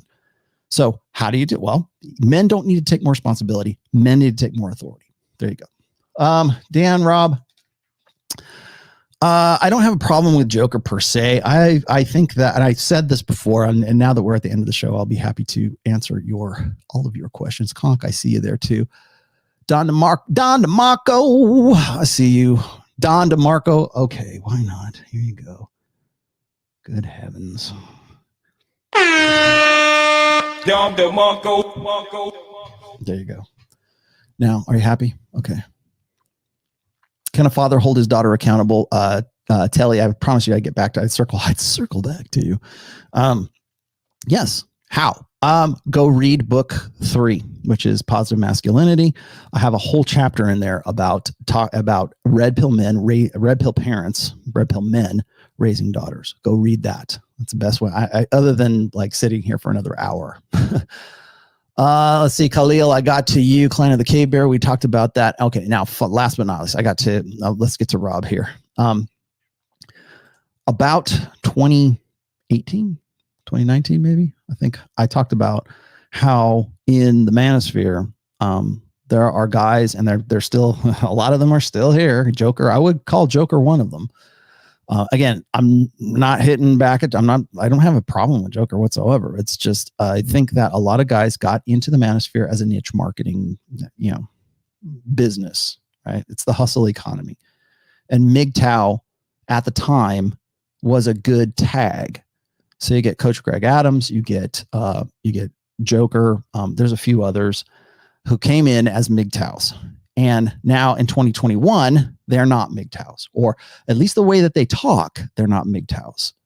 They got into MGTOW. They thought that I think a lot of people, when 2018, 2019, I said that MGTOW is going to have the same problem that the red pill did when it was in 2015. So you had all these guys talking about, I'm red pill, and you still get them today, right? Even Candice Owens called herself red pill black back then. Now they don't want to have anything to do with it. But red pill was a trending tag at that time. And so if you wanted to get into the hustle economy, if you wanted to seem like you're some sort of dating expert or a relationship expert or a fitness expert or a political expert or whatever you wanted, you called yourself red pill. Candice Owens is in no way red pill, but she called herself red pill black because that was a hot trending tag. The same thing happened in 2018 and 2019. People got into this sphere, or maybe even 2017, got into this sphere and decided that they were going to be MGTOW because they thought that MGTOW was synonymous with red pill. It's not. They didn't know any better because they didn't get into it for the reasons that they think that they got into it for. Now, that's not to say that they don't do a good job or doing whatever they're talking about right now. I don't know. You can go and decide that for yourself. I have my own opinions about that, but I will say this is that guys who build themselves as MGTOW, and I said this would happen, guys who build themselves as MGTOW in 2018 are no longer MGTOW now. Even when you talk about like guys like MGTOW Dictionary, he's not MGTOW. Why? You should really, dude, Sid, you should really change the name of your channel because you're not MGTOW. It's absolutely not MGTOW. You don't have any. There's no point. If you were really MGTOW, you'd be going up against like guys that you have on your show, but you don't. You're Childless. That's what you are. your Spurg cells is what you are. Now, I'm not saying that about Joker. Joker does a good job. He reports the news. I look at Joker and I say, you know what? He's kind of like the Tim Pool of the Sphere, because he'll get a story and he'll read it and go on for about 15 minutes and he's done. Bam. That's the same thing Tim Pool does. He just does it with politics. Gives you a thing, but don't bill yourself as MGTOW. You're not MGTOW. Coach Greg Adams in no way is in no way MGTOW. You know, when I saw Joker on Fresh and Fit and when I saw Coach Greg Adams on Fresh and Fit, I'm more if that's your grip or if that's your thing, go for it. But don't call yourself MGTOW anymore, especially when you're sitting across the table from four girls who are, trying to explain things to these chicks. It's like, that's not what a MGTOW does. MGTOW wouldn't even be on that show to begin with. A real MGTOW, right? Whatever you want to, whatever that, definition fits. I don't know. But don't call yourself MGTOW anymore. I don't know what to call you. I mean, you want to call yourself Red Pill, okay, but like it's no longer, oh, I'm going to go my own way. No, you're not going your own way. Not if you're entertaining that. So, and I'm not saying there's even anything wrong with that. Just, to me, that's why the first thing I said is, do you still consider yourself a MGTOW? I don't think so. What do you think of Margaret Thatcher? Oh, we got to that part. Let's see. Is there anything else I am missing? I don't believe. Oh, wait, let me put that out. I think I got. Oh, wait, no, there's one. Thanks, Rollo. I'm enjoying your wisdom. Thank you very much, my friends. All right. I think that's about it. All right. Now is the part of the show where I have MGTOW. Oh, dude, definitely. Joker has definitely built himself as a MGTOW in the very beginning. If you go back to the earliest shows, it's all about MGTOW. If you go by CGA, all about MGTOW. Now, here's your out. Here's your out. Your out is this. Is you say, well, that's not really MGTOW, which is basically the God clause for MGTOW, right? It's the no true Scotsman. No true MGTOW would talk like this. No true MGTOW would do what I'm the only true MGTOW. They absolutely did.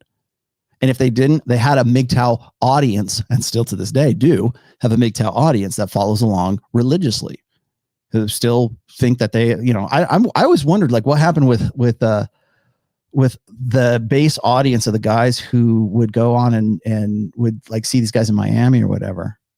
And they go, well, is it still the same guy? Well, maybe the popularity is still there, but it's like, is that the same message that they've been talking about for a long time? I don't know. I don't know. I don't watch them well enough to know. So. Okay. So to be a MGTOW, if it doesn't mean you're not dealing with chicks, then how is it different than being Red Pill? Right. Okay. Well, I've said this and I'll say this one last time. And again, Jimmy, I do too. I do too. I like Joe. I like his stuff. Like I said, he's like the Tim Pool of the manosphere. He goes on and he reads the news and he gives his interpretation of that. I'm glad there's somebody doing it. I joke around with him all the time. Like I'll go find a show and like I'll go find an article or whatever, or something that's in the news that somebody throws at me on Twitter, and I'll joke around and say, coming up next on Better Bachelor, and here it is, right? Because that's I had gotten to the point where I can see what's going to be up next. But absolutely, it was at least billed as MGTOW, and that's the problem. You want to know what the problem with MGTOW is right now? Is the definition of it. What is it? Can you be married and be MGTOW? I would love that. I would love to do this. I would love to get Joker and Coach Greg Adams and who else? Who else would be good on that show? And myself, I don't know who else. And ask some questions like, are you still MGTOW? Have you ever billed yourself as MGTOW? Well, what about when you were doing it so, this back in the day? Right? What is MGTOW to you? Because for a lot of guys, that's the problem. The biggest problem that MGTOW has is it doesn't have a clearly defined definition of what makes you one or what doesn't make you one. So when I talk, like, there's guys will say, well, if you don't have a sex doll and you're not living the life like turd flinging monkey, then you're not a MGTOW. And then you'll have the other end of the spectrum that will say, well, I'm married and I don't make women the center of my life, or I don't make women's estimate of me the metric of my own self-worth. And that makes me MGTOW. It doesn't matter if I've got a wife and kids and whatever, I can still be a married MGTOW. And then there's other guys that go, get the fuck out of here. You're blue pill. Fuck you. Right? What is it? The only like consistent definition that I can think of for MGTOW is this, is that you don't make women the metric of your self-worth, or the metric of your self-esteem. And that's something that really, that's not even MGTOW. That's something the Red Pill's been talking about since 2002. You know, women should never be the focus of your life. They should only be a complement to your life. And that's something I wrote about. And well, actually I wrote about it back in like the mid 2000s, but it's been in my first book since 2013 and really on my blog since 2011. Am I a MGTOW? I guess I'm a MGTOW then, right? Because I'm married and I don't make women the metric of my self-worth. I don't measure my dick according to what women think of it. But yet we'll have MGTOW, prominent quote unquote MGTOWs, who will have women on their shows and ask them exactly that. What do you think of this guy, Carolina? Oh, well, he's a 4. Oh, well, what are you not then using a woman as the metric for your estimate of this guy? You're not a MGTOW. Fuck you. Go home. You're a Childless. So what is it? You tell me, man. You tell me. I'm still trying to figure this shit out. Nobody has a clear definition of it. In fact, I would say that MGTOW is really only a prescription. It's the prescription from the Red Pill, just like MRAs, like men's rights activists, TradCons. You know, there's guys who call themselves Red Pill and they're like TradCons who would probably love to meet Candice Owens, right? There's all kinds of guys. There's all kinds of different branches to the sort of manosphere tree, but the Red Pill is the root. It's the stem. It's the base of the tree, right? That's where it all comes from. What you do with, as I said before, the Red Pill is just a tool set. So what you do with that is kind of up to you. Okay, I'm a MGTOW. Okay, well, that's what you've done with the Red Pill. I'm black pill. Fuck it. I'm going to kill myself. That's what you're going to do with the Red Pill and knowledge. I'm a TradCon and I'm going to go to church and be an upstanding member of society and community and be a youth pastor. But I'm Red Pill, right? That's what what's the guy's name? Something Foster, Joel Foster, John Foster. I can't remember the guy's name. I'm going to be a Christian. Man. Was it Dalrock?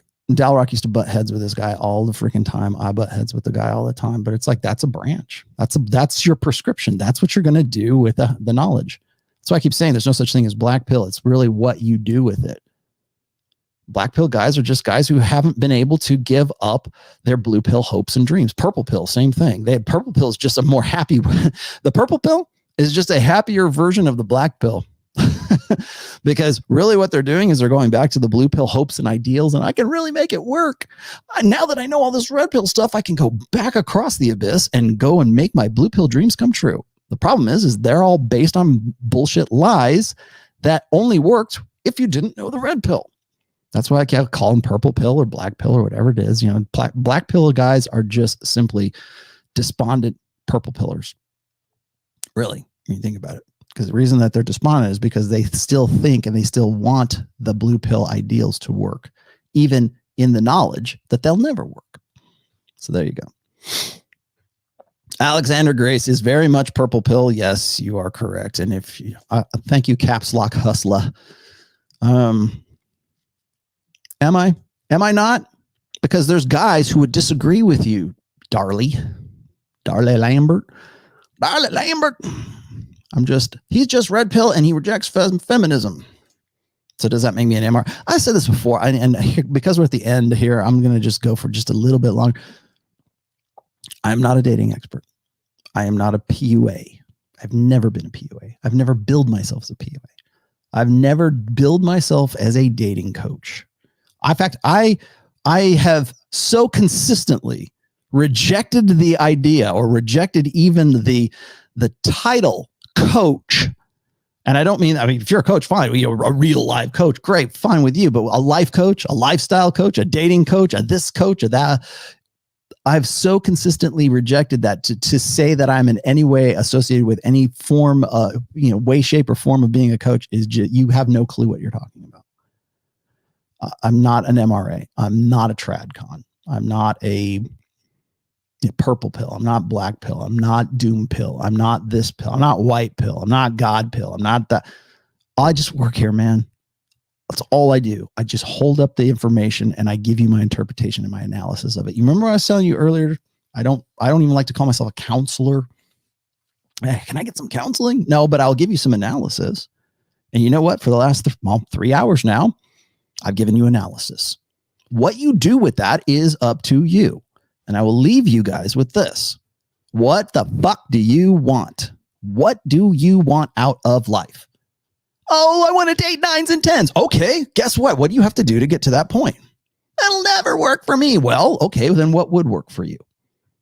What do you want? You have the world is your red pill oyster right now. What do you want? Do you want Danica Patrick? She's ready to go, man. All you got to do is the work. You want Nikki Glaser? She's a little hotter than Danica and a little younger. You might have to fake it a little bit and pretend you're emo, but you can have her too. Do you want to get with her? Candice Owens, she's married. Maybe you can't get Candice, but you can get a girl like Candice. What do you have to do to get that? Is that what you want? What do you want?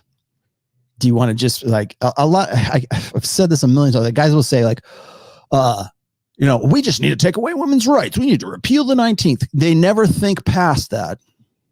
They never think anything. I forget who said this. Is like after the revolution, what happens then? When we've overthrown the government, then what? Nobody thinks about it. When we have abolished the 19th, then what? What happens then? Do we establish a new thing? What happens? Where do we go from there? Nobody ever thinks past those things. But I'm going to go my own way. Okay, good for you. Then what? What do you want? What's your goal state? What's going to be like if you're not going to make women the estimate of your self-worth, okay, then what is the estimate of your self-worth? Well, me. Okay, well, what does that entail, right? That's why I keep saying that. That's going to be my question for this year is what do you want? Because most guys can't even tell you that. They don't know what they want. Oh, you got all this great. Oh, I just want to sit and I just want to stew and I want indignation. Well, all you're doing is stagnating. All you're doing is running in place. You got the car in neutral. Where are you going to drive to? I don't know. What do you want to like? Guys would say like I said this before. I said this on Fresh and Fit too. Like so many guys saying, that Rollo guy, he's trying to convince guys that show me the receipts, show me what he's got. Well, I've got 20 fucking years of receipts, pal. I got 4 books worth of here's a receipt right fucking here. I got 25 years of receipts with the wife that I've been with, and I got 43 women that I've had sex with in my life. Is that your metric? Because I thought we weren't supposed to use women as the metric of whether we're successful or not, because we're all fucking MGTOW. Fuck you. I thought we weren't supposed to worry about who cares about notch count if we're not going to make that the measurement of our success. What are we doing? Who cares? What do you want? I got 20 years of receipts, man. I got 4 books of receipts. I got 10 years of a blog of receipts. I've got let's see, when I was at SoSuave, that was 2002. So I got 19 years of receipts from SoSuave. If you really want to get technical. Well, technically I stopped in 2014, but lots of receipts. What's a receipt? What does it matter? Is a receipt your notch count? Is a receipt? Well, okay. Well, let's say I've got 40 notch count. Let's just round it off. I got more than that, but let's say 40 right now.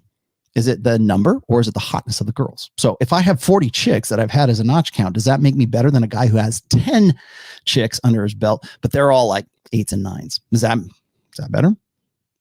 Are we not then making women the metric of our success and our dick measuring contest here as to who's legit and who's not? I don't think so. What do you want?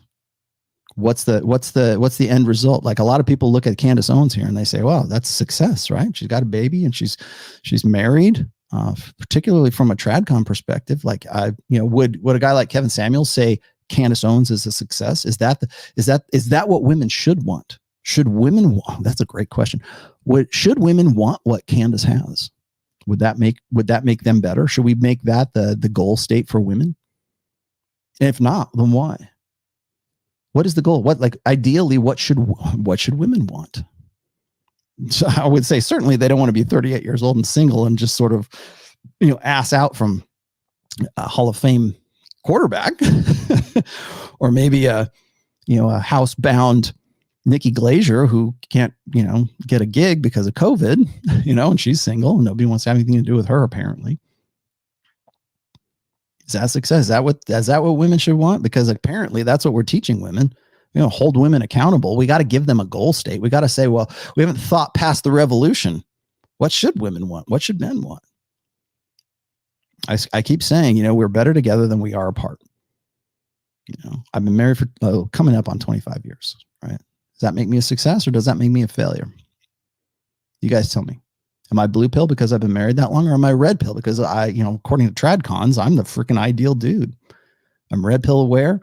I am not, most certainly don't make women the metric of my, I wouldn't be doing this if I made women the metric of my, self-worth. And banged my wife last night. It was great. Felt good. I don't worry about sex. I don't think about sex all that much unless I'm like, in the moment, I want to get after it, right? It's there. It's there if I want it. I've been able to have regular sex since I was 17. Is that a flex? That's a flex. Rollo thinks he's hot shit because he got laid at 17. I don't. It just is what it is. So what's the goal state? I don't think a lot of guys think about that. No, nobody really sees past that. Red pillars are becoming MGTOWs and MGTOWs are becoming red pillars. No, they've always been red pillars. That's the thing, is too many guys don't realize that the red pill came long, like we're talking decades before anybody had a glimmer in their eye about whatever MGTOW would be or black pill would be or purple pill would be or whatever pill would be. Red pill's been around since, at least as far as I know. Like I can go back. If you want me to do this, I'll give you the link. I can go back to posts from 2004, maybe 2002 on SoSuave where I was using the term red pill. Did I coin it? Was it Rollo TOMASSI came up with the red pill? No, I didn't. Not what we know now, but we were talking about it a decade, at least a decade, maybe more before MGTOW was even a thing back then. And that's what we were talking about. And it's the same thing. MGTOW is a derivative of the red pill. MRAs, derivative of the red, as much as they would like grind their teeth at me for saying so. TradCons, some like the Christo red pill would grind their teeth the same way, but they're derivatives of red pill awareness. Don't believe me? I'll give you the posts. Shit, I can even go back further than that. I can go back to 2002. I can go to alt fast seduction and show you the stuff we were talking. Well, those are PUAs. Yeah, they were. Guess what? MGTOW, red pill, MRAs, TradCons, whatever. You all owe a debt to Mystery and Neil Strauss and those guys. They're the ones they were the trailblazers. They didn't even realize it at the time. You should go and like pay them homage, point towards Mecca and pray, right? For the PUAs. Take care of Mystery in his old age. Tom Likas, yes, absolutely. Tom Likas. And people say, oh, well, where'd you go? Damn it. Sorry. You asked me about Tom Likas. Yes, Tom Likas was, I consider Tom Likas proto red pill. Patrice O'Neill, proto red pill. And people say, oh, Rollo he doesn't acknowledge Tom Likas. Bullshit. Go read my first book. I talk about it not in the introduction, but I know that there's at least 2 essays in there where I reference Tom Likas. Always have, always will. I've said this a million times. I took the idea of plate theory, right? Because he used to say, spin more plates. Like that was one of his things. I never say spin more plates. I mean, occasionally I do because I'm like mimicking Tom Likas. But when it came to date, like I didn't come up with spinning plates, but I was at the time making a corollary or a comparison to dating non-exclusively. And that was spinning plates. Poof. Wow. Great marriage. Awesome. Spinning plates and dating non-exclusively. And thus was born plate theory. Poof. Thanks, Tom. Love you. There you go. There's your one up. Patrice O'Neill. Oh, he was absolutely. I love Patrice O'Neill. Oh, you just ripped him off. I don't think, Patrice O'Neill wasn't like, the reason why he was funny is because he was truthful. He was just told the truth. You want to know why I'm where I'm at? It's just because I did the same thing with like Howard Stern, right? He was just spoke his mind. That's all. It's funny, or just, whatever. You make a living off of it, whatever. But that's essentially what it is you're speaking. Well, technically you're speaking truth to power, but like, so what? All right. That's enough of that. Enough of the MGTOW-ish stuff. Because now what's going to happen is everybody's going to focus on the last like 5 minutes or 7 minutes of this podcast. What did he say? I don't know. It doesn't matter. Do blue-pilled and beta guys belong in the same category? To the same category, or is there a difference between those two? Blue pill, red pill, alpha, beta. And remember, I use the term alpha and beta as abstractions. They are placeholder terms. So like people will say, well, is there a difference between alpha, beta, delta, gamma, sigma, and omega? And yeah, if you're talking about sociosexual hierarchies, yes. If you're talking about alpha and beta in terms of abstracts, like I use it, no. I mean, there's comparisons, yes, but I don't use it in the same way that Vox Day uses his for sociosexual hierarchies that everybody has taken and bastardized and run with because they want to be either a sigma male or they think that they're a doomed gamma or a doomed omega or something like that. So yes, there is alpha, beta, blue pill, red pill are mutually exclusive. You can have a blue pilled alpha just as easily as you can have a red pilled beta. I consider myself red-pilled and prefer monogamous with low body count girls who are feminine, thin, and stay in my frame. Follow your purpose and spin plates. Okay, good. Wow. Whack 19,000. Sounds like you know what you want. Imagine. Thank you. Thank you for at the end of the show. Thank you so much. Does it? Is that what it means? MGTOW means no LTR because I'll tell you what, Red Pill Stoic, there are about 1 billion fucking MGTOWs that would disagree with you, like rabidly disagree with you. I wonder if Coach Greg Adams would agree with that. I wonder if Joker would agree with that. Why don't you ask them on their channel that exact same thing? Is that what that means? Because what that means is my religion is this. I talked about that in book 4. Once again, it's like the God clause. You can't argue against God, and you can't argue against a nebulous definition of what MGTOW should or should not be. Because there's going to be somebody that says, no true MGTOW would ever be married. And then you get the guys who are like, well, I went my own way and I was awakened while married and I'm married now, but I don't hold women as the metric of my self-worth. And therefore I'm MGTOW. Who's right? Who's right? Am I MGTOW? Am I? Maybe I am. Maybe I am the pinnacle of MGTOW. Because it's a nebulous description. It's a nebulous definition. And you can put it in any freaking oh, see, here we go. Here's one guy who just said exactly what I said. MGTOW doesn't mean no LTRs. It means don't get married, or that's at least part of what it should mean. You guys don't even know what the fuck what you mean. So go and ask those dudes. That's really the only way you can do it. There's never going to be any definition of it because if it stays nebulous, then anybody can use it. That's why red pill was a big deal. That's why red pill was red pill black, right? Oh, well, let's see. I want to start I want to start a niche marketing thing. Well, I have these choices. I can get into fitness. I can get into positivity like Tony Robbins. I can get into relationship coaching, or I can get into crypto or finances or whatever, but positivity porn, success porn. I think I'll take relationship experts because that seems like, oh, let's see what's trending. What is this MGTOW thing? I remember when Elliot Hulse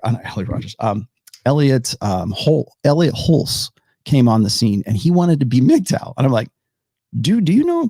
Because I knew what he was about. I knew his whole positivity thing and his working out and his fitness thing. And he really was probably trying to look for something that he was going to be able to put a hashtag MGTOW on it. And then it took the guys when I was in the Red Man group, it took the guys in the Red Man group to say, you probably don't want to put MGTOW on there because these are the guys and this is the whole thing that you're going to be involved in if you do that. And he just simply didn't know anything about it. He's just looking at what's hot, what's trending, what's the new hotness. MGTOW.